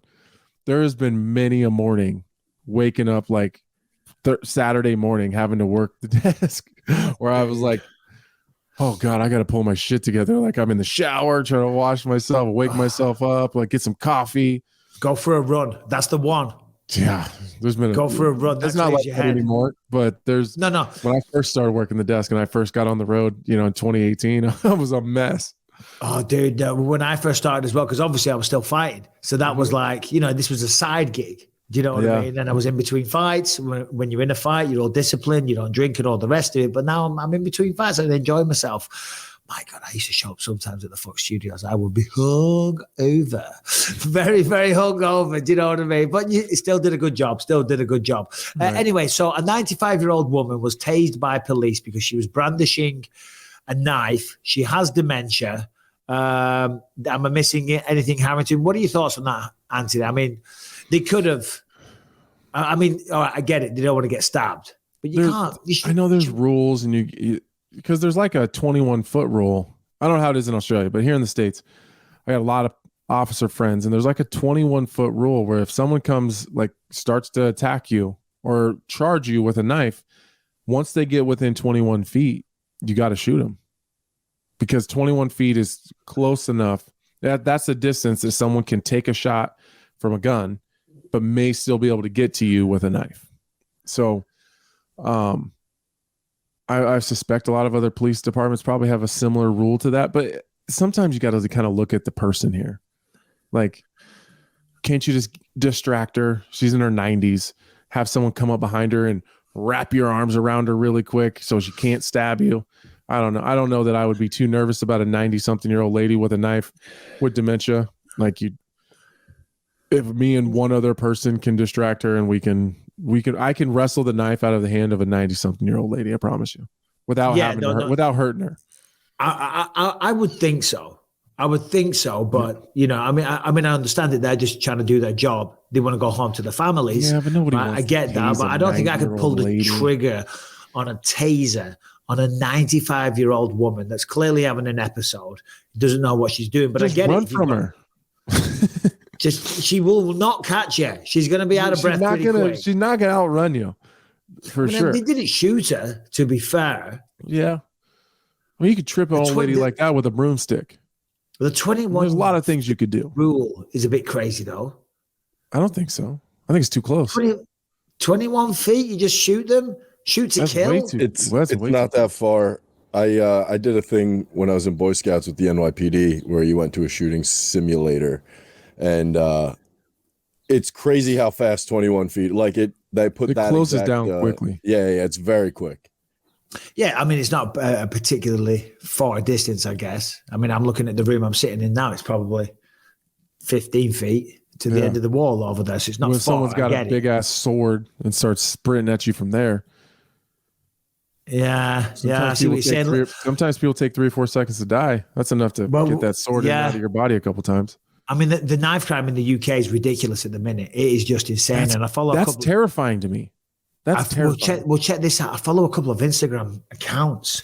There's one called Ferran. What's his name? Ferran Paul, I think, or something. Mm-hmm. And he's basically, he highlights them because he wants to, he's trying to bring it into public opinion and try and teach these young men, Right. but you want to see some of the shit that these kids have, because there was one kid, he was only like 14 or 15, right?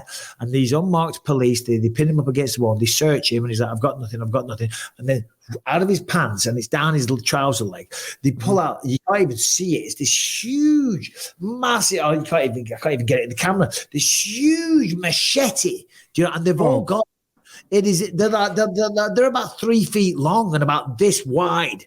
Do you know what I'm saying? That's terrifying. Insane. It's out of control. It's really bad. It's really Triple bad. Frontier. That's the other movie I watched. Triple Frontier. I thought of it. Should have watched Triple Threat. Yeah, maybe. But in the movie, I'm in Triple this Threat. lady gets her throat cut because this dude's hiding a knife. And are you really?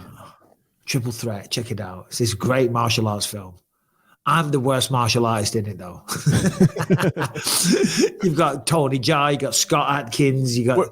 What do you do if someone pulls a knife out and you're just there?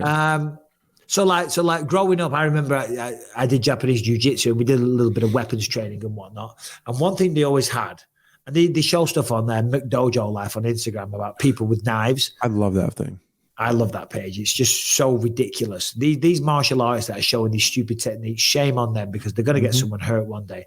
But if you hold a knife out like this, like that, to the front, right, and you clap the wrist like that, and the knife flies out. We used to do that if you had rubber knives. Don't do it. Don't do that. Don't go like that and expect the knife to go flying out the hands, because it doesn't work. What do you do if someone has a knife? You stay away, man. You stay away. My brother got stabbed outside the O2 Arena. I think I mentioned this after one of my fights. He was hammered drunk. He was really, he drank too much. Adam can't handle the booze, bless him. And he came out the O2 Arena. He was trying to get a taxi, and I went off with my friends, and we had a good night. I went to bed. We woke up the next day, me and my buddy Damien. And I turned my phone, and I've got some voicemails, and I listened to it, and it's Adam screaming in the phone, Michael, I've been stabbed. I was like, oh my God, it was harrowing. And what happened was, he was walking along, he was asking these lads where they got a taxi. Maybe they said something, he said something back.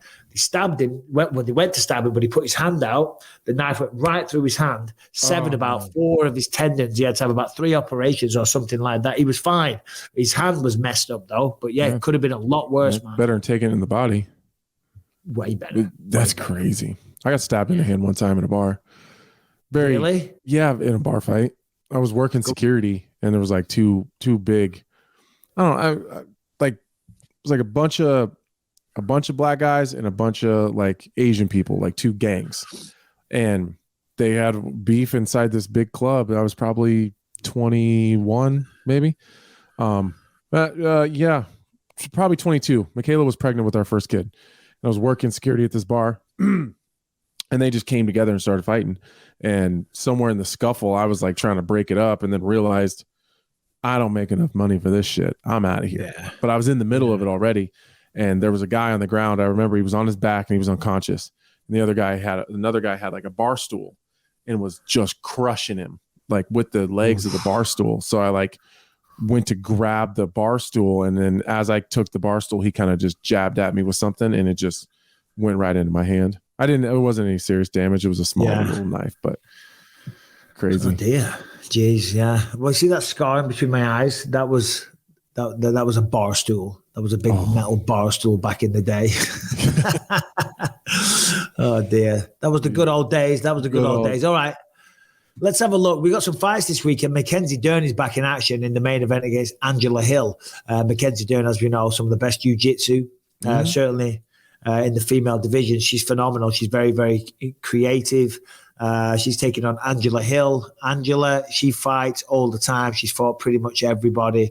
I'm happy for Angela, getting the main event spotlight, because she's a real. She got a new contract worker. too. She got a new contract, and she's very, very happy with it. So good. Sounds like good she for got her. a pretty That's good nice. bump. Yeah. That's nice to hear. She's a lovely girl, and so is Mackenzie Dern. I like them both. I'm commentating that, so I can't give a pick. But how do you see that fight going down, Anthony?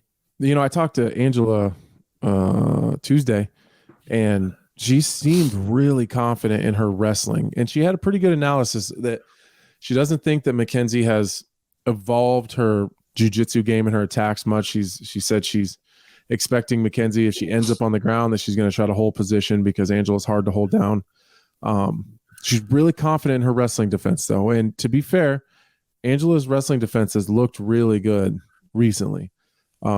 She's a hell of a striker. She's always in exciting fights. And I don't think she gets enough credit for her excitement because I've never watched a boring Angela Hill fight. I mean, she will scrap and throw down. But Mackenzie Dern there's something to be said for those jiu-jitsu fighters that have really powerful hands and not afraid to throw them because there's no threat of a takedown. Because she does throw down. She throws bombs. She swings. She's not afraid to mix it up. You know, she's exciting as well. So I'm expecting that to be a really good fight. Yeah. If it stays on the feet, I think Angela's got the cleaner strikes. You know, the cleaner technique for sure. Yeah. Which is she's very, very polished when you watch. I'm gonna pick Angela Hill. I think Mackenzie's a little bit more less refined on the feet, shall we say? But if she can get her hands on it, if she can get it down to the ground, then obviously got a very, very big chance there. There's another exciting fight on there as well that I'm looking forward to. Andre Fiallo versus Joaquin Buckley. Yeah, this is Buckley's first fight at welterweight too, right? I believe so, yeah. And he's walking around the PI at the minute with his shirt off constantly. I miss that feeling. You know, when you're in fight shape and you want to have your shirt off constantly. You know I'm in it right now. Yeah, you're still in it. And you're saying, I'm going to stay in this shape. Yeah, I'm going to train tomorrow. I got to keep it. Never happens. Man, Buckley he's interesting. He was really honest in his assessment. I seen some of his media day. He said, they said, did you go to 170 because of maybe was it result based? Was it just you thought you could make it, so you tried? And he said, I got tired of getting knocked the fuck out. And those guys in middleweight are there's powerful guys. And Fiallo's always in good fights. Again, he's one of those guys not necessarily as refined always on his feet, but neither's Buckley. So I think that's going to be a really exciting fight. And to be fair, I couldn't even pick it. It's kind of a coin flip for me. Buckley's more willing to wrestle, though. Buckley's more willing to wrestle at this point in his career. It's a good main card. I'm looking at it here. Diego Ferreira versus Michael Johnson. First fight on the main card. Andre Fiallo versus Joaquin Buckley. Emily Ducote versus Lupi Godinez. And then you got Edmund Shabazian, Anthony Fluffy Hernandez. He's getting really good. And then, of course, Angela Hill versus Mackenzie Dern in the main event. Harrington, what else we got, bud? Anything that we're missing? Any big breaking stories or anything like that? Because you missed the Dana White stuff before we got off the last time. What's the Dana White stuff? Oh yeah, when exactly. When you dropped all those fights, you missed that. I don't think I missed that. That's literally we did. Well, we didn't talk about it. Yeah. Yeah, I mean, offended. He looks so hurt that it's okay, Harrington. I don't think it had actually been announced. Yeah, it was actually. I was Googling frantically to find the thing there. I mean, the only thing that I'm seeing here, breaking news wise, is Robert Whittaker says even if he wins against Dricus du Plessis, UFC 290, don't immediately book him in a turnaround at UFC Sydney for 293. I find that a little interesting because obviously that's his hometown. I would have thought. I mean, look, listen. I know how hard it is on the body and the mind preparing for a fight. I think if he was to go through Dricus pretty easily, he might reconsider that. But I get it. I get it. Maybe he doesn't want to turn around straight away and go up against Israel. And by the way, we're assuming that he beats Dricus du Plessis. Du Plessis is a tough guy. He's not as polished as Robert Whittaker. Robert's phenomenal. When you watch Robert Whittaker operate, the technique that he has, speed, power, he's a complete martial artist. And I love watching put your analyst hat on. Right? How does Dricus beat Robert Whittaker? He's got a tough time in every department. I mean, listen, Dricus he's fun to watch. Mm-hmm. You know. Oh yeah, I love watching. I'll never miss one of his fights. A cliched term, he's a warrior because he finds a way to win these fights, and he starts off well, like against Darren Till in that first round. He was punishing him up against the fence. Then he starts to get tired and all the rest of it, but he still wound up winning that one against Derek Brunson. He looked like he was gassed and he was done, but then he got the finish or the corner, threw the towel in. Against Robert Whittaker, if he gets tired like that, Robert's going to just run away with the victory. He's got the cleaner boxing. He's got the better grappling. Yeah. He's not a one punch. He's not a one punch kind of horsepower knockout guy. He could catch him though. He could catch him. Anyone can get caught. Anyone can get caught. That would be, honestly, with respect to him, that would be kind of the only way I could see it. Yeah. That he catches him with a shot and hurts him and then follows it up. I'm trying to not just look right past him So I wonder how tough Robert Whittaker's going to have it. Like how tough it's going to be for him to not just look past him. Harrington, when is that fight with Dricus and Robert booked for? When is that? Is that International Fight Week? Yeah. That's the first week of July, UFC 290. Yeah. Oh, Yeah. did you see the stuff that Dan Hooker was talking about? How he thought that Dricus went about a way wrong, that he didn't have to fight. He didn't think he probably had to fight Robert Whittaker, that he probably could have just went right into a title fight. Well, yeah, that's because of the whole beef between Izzy and Dricus, you know, the whole African thing. We talked about it recently. Yeah. I don't think that would go any better for him. It's always nice to be a part of a title fight. It's definitely not going to go any better for him. But I mean, Alex was saying, "Oh, Izzy just wants an easy fight." I mean, all right, granted, if someone pisses you off and they're in the same weight division, and you can fight them legally and beat the shit out of them and make some money at it, then why not? Why wouldn't you do that? I get it, but he ain't. I mean, I struggle to say with a straight face that Dricus beats Robert. And that's not because I'm kicking Dricus Duplessis, because I'm so high on Robert Whittaker. Me too. And for obvious reasons. Yeah. For obvious reasons. Totally agree. But what did we say? Why did we get onto that? What were we talking about? I don't remember. Harrington, what's going on with these Ukrainians and these dead soldiers with literally underground boxing match? What are you talking about here? Yeah, so it was a pretty cool thing as like a tribute to the people. What's up with these dead soldiers? Oh yeah, it's a pretty cool thing. I don't know if you guys heard there's a war going on. So you know, typically soldiers die in those. But the Ukraine honored its dead soldiers. They held a boxing match in an underground subway station to commemorate the soldiers who passed defending the region of Kharkov. Oh, well, that's nice. That's nice. I mean, geez Louise. It's crazy, isn't it? We're now in the second year of that Ukrainian war. It's insane.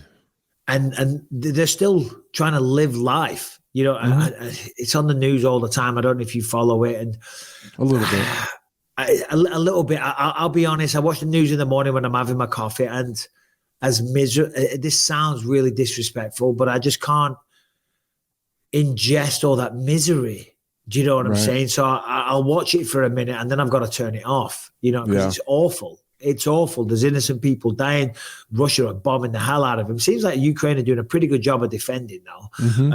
But there's a lot of people dying. I think there are like 100,000 Russians have passed away as well. Do you know what I'm saying? Damn. I seen this video of a Russian fighter. It was, man, my feeds are just full of bullshit sometimes. I'm in these group messages on social media with a bunch of my friends, and some of the most wretched shit comes through on those guys. Oh God! So they send the worst shit. But there was a video of I had to tell my buddy to stop sending some stuff because it was getting really bad. I'm like, bro. Oh, it gets real bad. I don't need this shit on my phone. Yeah, you know that I deleted. I delete the group chat a lot. Yeah. There's a video of like a Russian fighter, and he FaceTimes like the girlfriend of a Ukrainian fighter that he'd killed, and just laughed at her. And like, it was awful. It was awful. Like that's the shit that people don't see. It was terrible. It was terrible. No, it is crazy. There's Harrington bringing the mood down again. We're trying to have like a joyous podcast. You know, let's talk about honoring dead Ukrainian soldiers. It's in the notes. I thought I'd ask. I haven't done my homework. Maybe that's on me, but there it is. But it's crazy because all those people dying. I mean, and we're going off here. I mean, Vladimir Putin could just decide to stop invading. Do you know what I mean? And I get it. There's a whole thing that they believe that it should be part of Russia and he doesn't want Ukraine joining NATO and all the rest of it. But there's a lot of people dying. Right. Do you know what I mean? Go in this home. day and age. Get your ball and go home.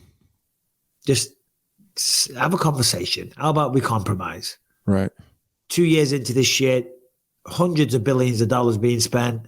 Yeah, the UK just sent a ton of missiles to Ukraine, and Russia came out and said, we take that as a very hostile gesture. You know, I said, well, I'm not surprised. Do you know what I mean? Honestly, with all the shit they're dealing with Ukraine, what are they going to do about it? You can't afford to be in another war. So be mad. Well, we don't want to get bombed off Russia, though. The biggest problem with making a deal is that the deal was made already in the 70s, I believe, with NATO. And the West didn't hold up their side of the bargain. So I can't imagine that Russia would come to the table with good faith at this point. Yeah, well, there's always two sides to every story, though, Brian. You're getting a very conservative feed there. Just like the other day. Go on, Brian. The deep breath first. We made a deal with Russia when NATO was formed that we wouldn't. Yeah, I know. And then we gradually have, and nobody's really said anything. We've been kicking the can. We've been kicking it down the road. We had we had a general on the politics show that I was talking to, and he laid out how this was. It's just a long-term strategy plan to break down our economic rivals. It's there it is. It's a war of aggression. There it is. There's like the other day.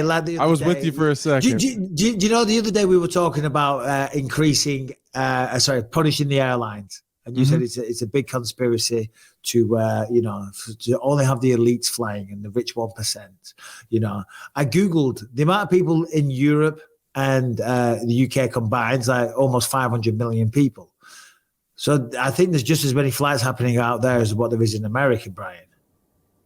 Yeah, well, my point is that international travel by train is much more accessible than it is here. We need planes to go places, and the people in the UK that don't. So it's not necessarily an industry. Well, in the UK, you don't. You can spit. Like, you English fucks don't need any goddamn planes. Well, the thing about it is when the airline industries have Americans in a stranglehold because we can't not use airlines, whereas in the UK you can choose not to use airlines. So that's it makes a competitive market. Yeah, but there's a world out there that people travel to, though, and there's a lot of planes leaving England. Trust me. I understand that. There's an international airport there for sure. I'm just saying it's one of the biggest in the world. It's a more competitive market. That's all. Yeah. It's all right, Brian. It's all right. An hour and a half has flown by. That's been quick, even though I feel like we've essentially talked about nothing. That's okay. It's been one of those shows. There's not much going on. Before we get into questions or wherever we're going, I got a lot of really good feedback from our last episode, and I just wanted to say that lots of believers reached out. That's nice. I know it sounds so stupid, but it means something that like people give a shit. Like people are like, you know what? We hear you. We get it. We've been through struggles too. Like we're with you no matter win or lose. Just people saying like, whether you win or lose, we're still with you means a lot. So I had to get that out before I forgot. Yeah. Well, no, that's very nice of you. And I did see the outpour of love and support. It was overwhelming. It's super overwhelming. Like, holy shit. Okay. What do you like? And then I feel guilty. Like, look at these people that like care. Like, what are you bitching about? Like, just shut up, Anthony. Shut up. Stop bitching. Get back to work. It's like I was on my run this morning. I text Callum. I said, "You okay, son? Just touching base on what happened last night." And he's like, "Yeah, although it was crazy." I said, "Son, life is crazy. Yeah, life is crazy. You're 22. There's going to be a lot more shit, whether a violent encounter or whatever happens. The journey that life takes you on is all over the place and unexpected shit. And you always worry about something. I think I'm quoting a song here or something, and it's not the exact words. I'm paraphrasing, but the shit that you worry about isn't the things that causes you problems. It's the shit that blindsides you that you just did not see coming. Do you know what I mean? 100%. Yeah. Like on the live that we did when you were fighting, I was saying, this guy at the gas station where I go in, Big Will, we call him. He was like 6'9", big, huge guy, big, long ponytail, really interesting dude. And I always talk, it's only a young guy, I think in his early 20s. And I would always talk to him and, go in there and give him some advice and just chat to him and shoot the shit with him for a while. And he always had such a lovely, bubbly personality. And he was telling me that he had diabetes and he was in a bar and the police came in the bar and he kind of fainted because his blood sugar or something. And he got arrested for public intoxication because I went in and I could see he was all worked up and I'm like, what's wrong? And he was telling me, I said, well, so what? He said, well, it's going to cost me a couple of grand. I'm like, dude, don't worry about it. What's the point of worrying about that? At the end of the day, it's not a big deal, right? Mm-hmm. Okay, you might get a little misdemeanor, you might get a little fine, but worrying about it and ruining your life is not going to help. And anyway, I went in the gas station last week, and the guy that worked there, I said, "Oh, where's Will?" They said, "Oh, he's not doing too good. He had a fall at work." I went, "Oh shit." They said, "Yeah, he's in the hospital." I said, "Oh, give me his number. I'll give him a call. I'll cheer him up." Because I didn't have his number. The guy I talked to in the gas station, you know. And then I went in on Friday. I went to the gas station, put some gas in, and I'm walking in. And as I'm walking, I thought, damn, I was supposed to call Will. You know what I mean? And I walked in, and the woman that was working there, I said, "Hey, how's Will doing?" And then she almost started crying. He's dead. He's died in the hospital. Way. He died just unexpectedly. Oh my God. Some complications, like a heart attack or something. She didn't have all the details. But then she said to me, she said, can I get your number? Because his mum has been asking for it because she wants to call you. Because apparently he talks about me a lot to his mum. Right. And she said, I want to call you and say thank you. Do you know what I mean? And so I said, yeah, of course, give me my number. And then I came home and I remembered something because Ellie, my daughter, she's an aspiring actress. And she's got an agent for commercials. You know, she hasn't booked anything yet. You know, she's just starting out. You know, it's a long, hard road. But one of the auditions she got for an ad was for Circle K. And the store at the gas station is Circle K. And the audition piece, there was no set piece. All she had to do was talk about her experiences at a Circle K. And what she did was in this piece was talk about Will and how much of a lovely person he is and how my dad really likes him and always comes home and talks about him and always has the best experiences. And it's such a nice family warming atmosphere. Yeah. And the poor man is dead now. And I said, Ellie, for the love of God, don't delete that tape. I said, because when the time's right, I want to send it to his mum. Do you know what I mean? Just to say, people cared about your son. Do you know what I mean? Look at the difference he made. My daughter that didn't even know him did a video about him. Do you know what I'm saying? And that's insane. I Googled his name and there was nothing as well. There was no report about it. Right. You know, because he's just a dude that works in the gas station. Regular guy that works at a gas station. You know, and it broke my heart. It really did. I'm like, his life is just as important as yours or mine or any fucking stupid celebrity that people. When did you find this out? Last Friday. Fuck. And I went down and did. Yeah. It just shows, man, life. You know, you take it for granted. You never know, man. You never. Shit like that is happening. Well, no, maybe not really. Like shit like that happens, and I'm sitting here bitching about what happened at work. Well, yeah, you know? And that's what I got to remember. And the Believers did a good job of just reminding me, like I just kept thinking, like, stop bitching. And that's another great reminder. Like, could be so much worse. My family's there's healthy, this song. unhealthy. But and that's all that matters at the end of the day, isn't it? My leg hurts. I mean? That's it. My leg hurts and my face looks like shit. And that's it. There's this song in England. You all know it's a good song actually. DB Boulevard, Different Point of View, right? And it's kind of an upbeat song, and this woman's singing. She's talking about how she can't pay her rent. She just split up with her boyfriend and all this type of stuff. But when you look at things with a different point of view, you realize how lucky you have it, you know. Right. And I know he's getting all deep, but like right now, going back to that Harry and Meghan thing, I said to my wife this morning, because we were getting ready, I'd been for a run, I was having a shower, and the news was blaring in the bedroom, and it was talking, going in depth about Harry and Meghan. But then on the bottom, like a little banner, you know, because there's some crazy floods in Italy, 11 dead, 30,000 people displaced. That's a tiny little banner. But we're making a big song and dance about Harry and Meghan, how they're getting harassed of the press. Do you know what I mean? It's like, well, which is the fucking important one? You know what I'm saying? Where's the priorities in this country? Yeah, or in this world. Do you know what I mean? It's crazy. Right. Yeah. Anyway. Okay, let's talk about Shopify really quick, which is the commerce platform revolutionizing millions of businesses worldwide. Wherever you are selling, you've got to be online. If you've got a business, you've got to have an e-commerce presence. You've got to be able to sell to everybody on the internet. You're going to sell a lot more. But listen, getting online, it sounds hard, sounds complicated, sounds expensive and time consuming. Well, not with Shopify. Shopify has a great service. It's very easy. It's very, very very cheap as well. And they've got everything you need. It's packed with industry-leading tools ready to ignite your growth. Shopify gives you complete control over your business and your brand without having to learn any new skills in design or code. And thanks to 24/7 help and an extensive business library course, Shopify is there to help your success every single step of the way. Listen, you got to get online. Simple as that. Okay. Shopify is the way to do it. We have an incredible offer for you. $1 per month. That is the trial period. So give it a shot. If you don't like it, if it doesn't work out, it's cost you $1, but you will love it. I'm telling you, they have everything. They let you accept every single major payment method instantly, and it will help your business. Get online, do it the easy way, do it the way without wasting loads of time, and do it cheap. Okay, now is your turn to get serious about selling and try Shopify today. And this is the possibility powered by Shopify. Right now, sign up for a $1 per month trial period at shopify.com/believe, all lowercase, or once again, go to shopify.com/believe to take your business to the next level today. Shopify.com/believe. We'll do some questions. If you've got some questions, please send them into bympod@gmail.com because it's one of our favorite parts of the show. It's Anthony's favorite part of the goddamn show, Harrington.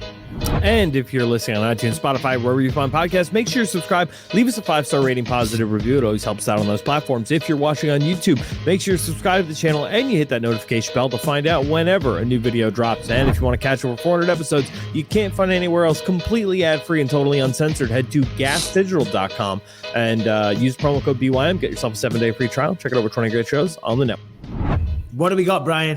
This is from Liam Kinnear. Hey guys, big fan of the pod. Keep up all the great work. The other night on the way home from a mate's place, after a few too many ales, 2 dogs flew out of a random person's yard and attacked me. Nothing too serious. Did look a little bit worse than that before, but I was able to fight them off. My question for you guys is, have you guys ever been attacked by any animals or had any close calls with any wildlife? Keep up all the great work. Fuck you, Harrington. That looked like a nasty bite, to be fair. You can see the puncture marks from the canines. That looked like a bad one. I'm trying to think. Anthony, you got any stories that spring to mind about dogs attacking you? Yeah. I got attacked by a dog when I was a little kid, but my daughter, my oldest, got attacked by a Great Dane lab mix. And she's had 4 surgeries trying to fix it. She got way. Yeah, she got bit in the face. Yeah, it was nasty. It's much better now that as she's getting older. She's had a bunch of scar revisions. So every couple of years we go back in and they revise the scar again. So it's you can see it now as she's getting older. Her acne and face complexion's changing a little bit. So her scar's starting to show again. So, but there was like a spot where it was from like the tip of her nose to her cheek was just a big webbed scar on her face. Wow. It's much better now. But it's almost not noticeable. If you just talk to her and just real quick in passing, you wouldn't even notice it. But scars are like that. Over time, they fade and they minimize. So it's but as you said, for a young girl on her face, I'm sure it was an issue. And scar revisions are actually cool. Your mind. They cut around the scar like a real smooth cut. They cut the scar out and then they just close it. And then, of course, that's going to scar a little bit, but they just keep doing that and they just keep revising it. So each time the scar gets smaller and smaller and smaller to where now she's just got a little scar on her face. As she gets older, the scar does start to thicken up and get a little more webbed, and then they revise it, cut it out again. So hopefully eventually it's not there at all. But what happened to the dog? They put it down. Of course. Yeah. But I've run into a bunch of weird like weird hunting things. I got chased by a badger one time. Not ever hurt though. So no, I've never been like super injured by an animal. But I don't think kicked off of horses and got squished inside of bullpens and all sorts of weird shit. Yeah, I wish. I mean, almost got drowned by a catfish one time. A catfish? I almost got drowned by a catfish one time. I was noodling, and it was way. What do you mean you were noodling? What's noodling? It's ham fishing, like catfish. Like you stick your hand you go in like the little catfish holes, little dens, and you grab it. But I was like my friends were too far away. You're not ever supposed to do that by yourself. But they were far away, and I could just barely get my feet to the top of the water because I was stuck in the hole. Like he had a hold of my arm, and I couldn't get my arm out, and I couldn't get the fish out of the hole. Yeah, let's have a look here. Yeah. Oh, wow, that's a big fish. Yeah. It wasn't fun, but I could just barely get my toes, and I was kicking at the top of the water. And fortunately, my friends were paying attention, and they came over and they helped pull me out because I couldn't get my arm out of the hole with the fish. Jesus, wow! I was down there for a while too. It was terrifying. Oh, that must have been terrifying. I was like, I'm the worst die. feeling. My hand inside of a catfish. Yeah, never had any. I had a dog that was the opposite. I had a dog that bit a few people. Yeah, I rescued this dog from Sam. He was a maniac. I've got a million stories. Yeah, he was a son of a bitch. But I remember it doesn't snow much, in England. Mm-hmm. And it snowed one night. So there was this hill up the castle in Clitheroe, and it's like 3 a.m. We'd been out drinking and whatnot, and we end up like trying to ski or like snowboard or whatever, like random pieces of wood and stuff. We're all hammered. We were young, and I had my dog with me, and my dog just attacked Daryl Aslam, one of my old mates, for some reason. He got confused or whatever, bit into his leg pretty bad. And I'm like, oh, God, I'm so sorry. But fortunately, this guy, Daryl, shouts out Daryl, he's very much a country guy. He goes hunting and all the rest of it. You know what I mean? He breeds dogs. He has greyhounds and stuff. He's always hunting, Mm-hmm. And he was the best guy ever because I was like, I'm so sorry. And he's like, nope, your dog did the right thing. If my dog didn't do the same, I'd have shot it. And I'm like, thank God, because I was terrified. No. You know what I mean? He's like, yeah, my dog didn't do the same thing, I'd have shot it. And you mentioned badgers. They used to go out badgering as well, which is now illegal. But he told me a story that his dad would pick up this like big pieces of stone and say, just stick your head under there and see if you can smell badgers. And then they'd send the dogs down or whatever. Right. And his dad and his friend picked up this huge piece of sandstone and he stuck his head under, and the stone slipped out of the hands, dropped on his head, smashed all of his teeth out. Oh, God. Yeah. That's not wild good. Story. Wild. That's not anyway, good. But yeah, I've had no run-ins with animals. I don't think I have, other than gorillas trying to murder me through glass, but that's about it. What else we got, Bri? Actually, I got a jet. I got that school thing. Oh, that's right, you do. You got to go pick the kids up. You're gonna have to finish the last question by yourself, Michael. I'll see what I can do. We will be back on Monday with Anthony Smith, Matt Brown, and Henry Cejudo. But you enjoy your weekend. We'll talk soon. See you, buddy. Yeah, sounds good. See you guys. Thanks, pal. Later. Later. All right, so we got another question here from your most specialist fan, Conor Cartwright. All right, Bisping, how we going on? The old pal we all love. Just what shout out last video, great that. Anyways, what do you think to Paddy? Do you think he's going to be champion sometime in the future? Or is there going to be any podcasts anytime soon? Because I liked it last time. Anyway, lads, have a good one. Take it easy. I feel weird being on here by myself. Harrington and Brian, get on here with me. You know what I'm saying? We're not elitist. Just because Anthony's gone doesn't mean I've got to be only on the screen. Do you think, because like that's a very northern and it's a very broad accent that he has there. Do you think, that is how people talk in certain parts of England? You've muted yourself. Brian. I don't think you can get that Paddy drink in America. So it's got to be at least somebody from England. Yeah. Oh, yeah. What were you saying, Brian? You're still muted, Brian. Your whole thing is muted. What a dummy I am. I don't think that's a put on at all. I think that's absolutely how he is. Yeah. Well, God bless him. I like that guy. Keep him coming. Paddy, do I think he will be champion? I've said it before. I'll say it again. Listen, people at the moment, they like to shit on Paddy. Hey, listen. The man's won 4 fights in the UFC. 3 of them were stoppages. Okay, he's doing very, very well. He had a close fight with Jared Gordon. It is what it is. You know what I mean? Did he make some mistakes? Did he maybe handle the moment a little bit incorrectly? Maybe, but so what? You know what I mean? We're not perfect. You got the adrenaline running through your system, and you're proud of what you just did. So whatever. Will he be champion? The hard part is he's in the lightweight division of the UFC, and it's just absolutely full of killers. I think he's a very talented fighter. I think he's going to have a fantastic future, and you never know. But the problem is the lightweight of the division from 15 to 1 is an absolute row of killers.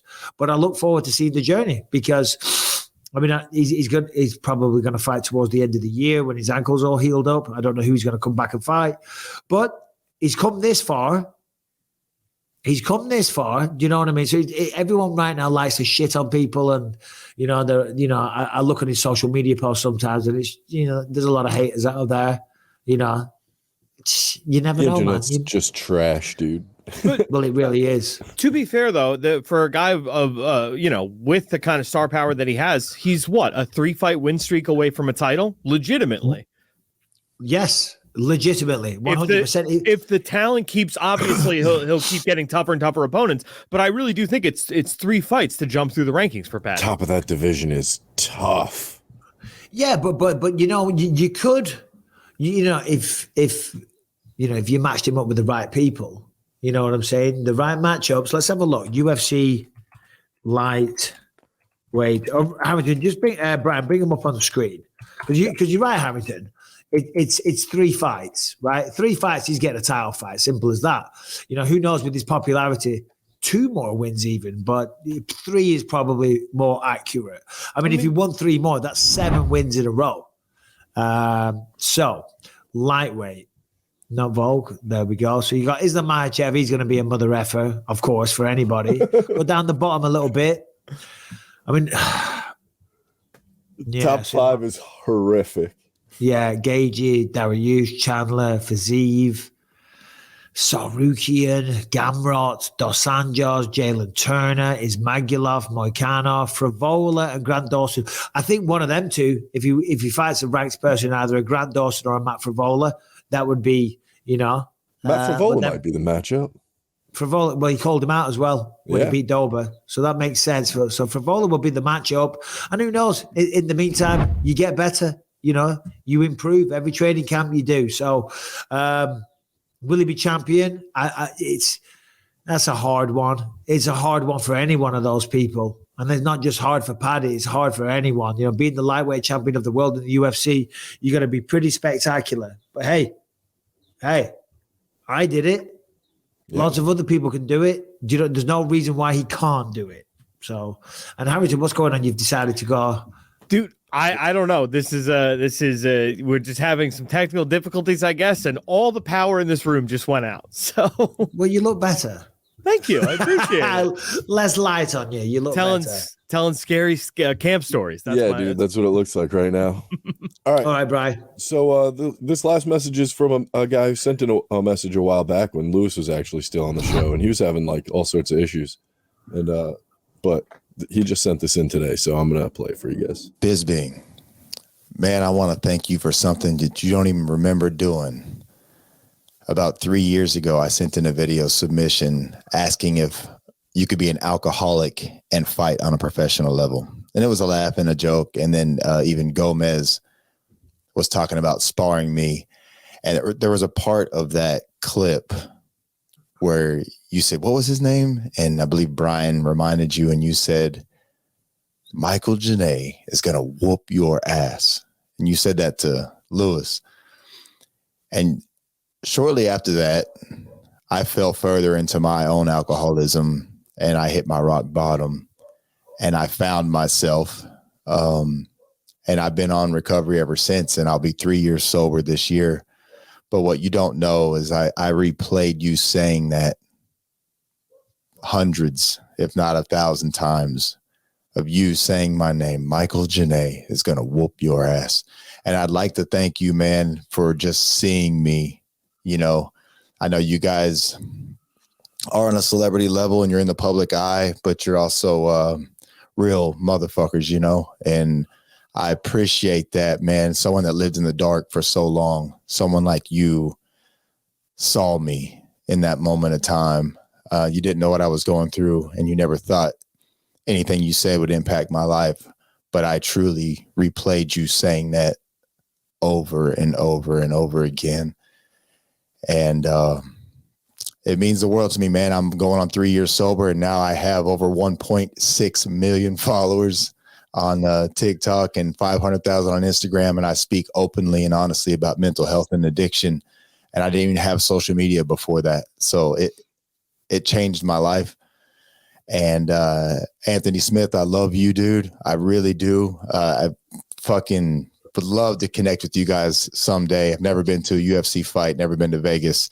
It's a bucket list of mine. Maybe that'll happen one day.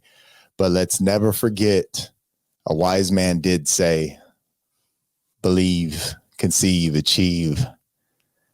But an even wiser man said, shut the fuck up. Love y'all. Michael Janae, jump on the screen, boys, because it makes me feel like I'm getting on my high horse and starting lecturing people here when it's just me. Michael Janae, well, first of all, congratulations, because that is incredible. It really is. And often you hear people's stories, and I've heard many of them, when they hit rock bottom, that is when they decide to make a change. You know, and like, there's a friend of mine from Manchester, an actor guy, and he told me some wild stories about when he hit rock bottom, and he told me what his rock bottom was, and it was quite the rock bottom, you know, and he decided to turn that around. First of all, I want to say congratulations, because that's incredible. Secondly, I remember you. I remember saying Michael Janae is going to kick your ass, Lewis. And looking at you there, Michael, it looks like you would as well, because you're looking very, very healthy. So it looks like sobriety is treating you very well. And it's an incredibly hard thing, you know. It is, and I'm not an alcoholic, you know, but I've talked about it a lot. I'm always saying I'm going to stop drinking, you know. I'm a social drinker, and I think I drink a little bit too much, and I wish I did a better job of that. And I always say I'm going to stop drinking, and people make fun of me for saying that. And they say, well, hold on a minute. Well, what's wrong with trying to aspire to be a better person? My life is in full control. I'm doing well. I'm doing good in life, but I wish I could do better, and I wish I didn't drink, you know, at all. The problem is in the social environments, the way the society works. Like tonight, I said to Rebecca, I'm meeting a friend of mine tonight, our family and his family, the children, we're all going to get together. And he said, we'll meet at my house first. We'll have a little glass of wine before we go. You know what I mean? And you know how that's going to fucking turn out. You know how it starts, you know. And then, Rebecca, you're driving home, and I'll have a few glasses of wine and all the rest of it. And I said, I'm not going to drink tonight. I'm not going to drink, but I probably will. You know, because it's those environments. It's very difficult. And so I haven't got together with this guy for a while. They'd be like, bro, I haven't seen you in ages. Come on, man. Well, you're not going to have a drink? Come on, let's have a drink and let's get a little bit silly and have some conversation and have some laughs. And that's kind of like the situations where stuff like that happens. And it's not because I wake up and I need a drink and I've got the shakes and all the rest of it. It's because of the environments I find myself in. Like I go and commentate a fight, and then afterwards we're all at the hotel bar and stuff like that, and you have a few, and then you wake up with a bit of a headache the next day, and you think, I really didn't need that. Do you know what I mean? And I wish I didn't have that. It's not an alcoholism, but I guess it's kind of a social dependency, I guess, to a certain degree. But it's I do the same thing. It's built into the fabric of society. And Harrington, I applaud you as well, because you don't drink at all. And I'm envious of that. No, I truly am. I'm not ever joking about that. And I know some people, Bisping saying he's going to stop drinking again. Well, yeah, because every fucking week is a reset and it's a new day, or every day, you know, and they always say the cliche, try and be a better version than what you were yesterday. And that's a good mantra to try and live your life by. But it's also incredibly difficult. You know, and then the weekend comes, you know, because Rebecca says, I said, right, I'm not going to drink at all. She goes, well, what do you mean? I said, no, I'm just going to go. I'm just not going to drink. She goes, yeah, but you'll have. I don't get hammered. I don't remember the last time I got blackout drunk. I used to do that when I was younger. I used to do it when I was fighting because I was still in my 20s. Do you know what I mean? I don't do that now. I'll have a few drinks. I might get a little. I don't even get giddy. Do you know what I mean? I have a few drinks. I relax. Do you know what I mean? But so it's not like it's a huge issue. But I wish it wasn't a part of my life. And yeah, I talk about it, but what's wrong with that? And some people kind of talk shit. And how many times are you going to quit drinking, Bisping? Well, I'm going to keep fucking trying. I'm going to keep talking about it and try to will it into reality. You know what I mean? So, Michael Janae, go and kick Lewis's ass. Give him one for me. And thank you very much, because that's really heartwarming. And it's good to hear, because you don't think about things like that. But I'm proud of you, man. I'm proud of you. Keep killing it. Keep doing what you're doing on social media. And we'd love to have you on sometime to talk to you. Harrington, what about you, man? When you Have you ever been a drinker? Oh yeah, no, you don't quit drinking unless you really enjoy drinking. Yeah, but some people just don't. No, I mean, like, I know some people who, you know, especially like they come from abusive households where they saw, you know, how bad alcoholism can be and they never picked it up. But I'd say for the most part, yeah, anybody who's, you know, who's like actively trying sobriety and like can tell you how long it's been since they've taken a drink. Yeah, yeah. They really like drinking at one point. Yeah. And you're right. Like the social element it's massive. And to this day, it's one of those things where it's like, I feel like my career would actually be doing better if I started drinking again. But I'll tell you, my home life would be way worse. My home life would be so much worse. So not worth it. Yeah.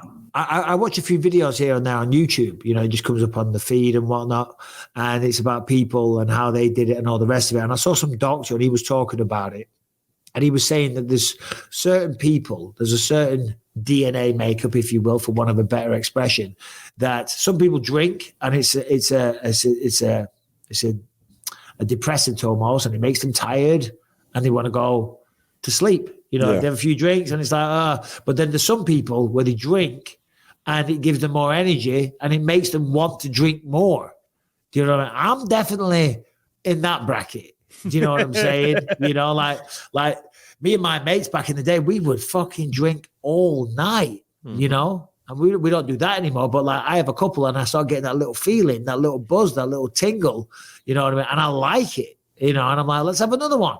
Let's have another one. Let's get a bottle of wine on the way home. Oh, yeah, but then the morning is so rough. No, I know. Yeah. So Michael Janae, very proud of you there, man. Very, very proud of you. Well done. And thank you for those kind words. And I guess that brings us to the end of the show. As I said, Monday we got Matt Brown. We got Henry Cejudo. Almost 99% confirmed, but he probably will because they reached out to me. So fingers crossed, big show planned for Monday. Whatever you do this weekend, enjoy. Brian and Hamilton, thanks as always. We'll see you soon.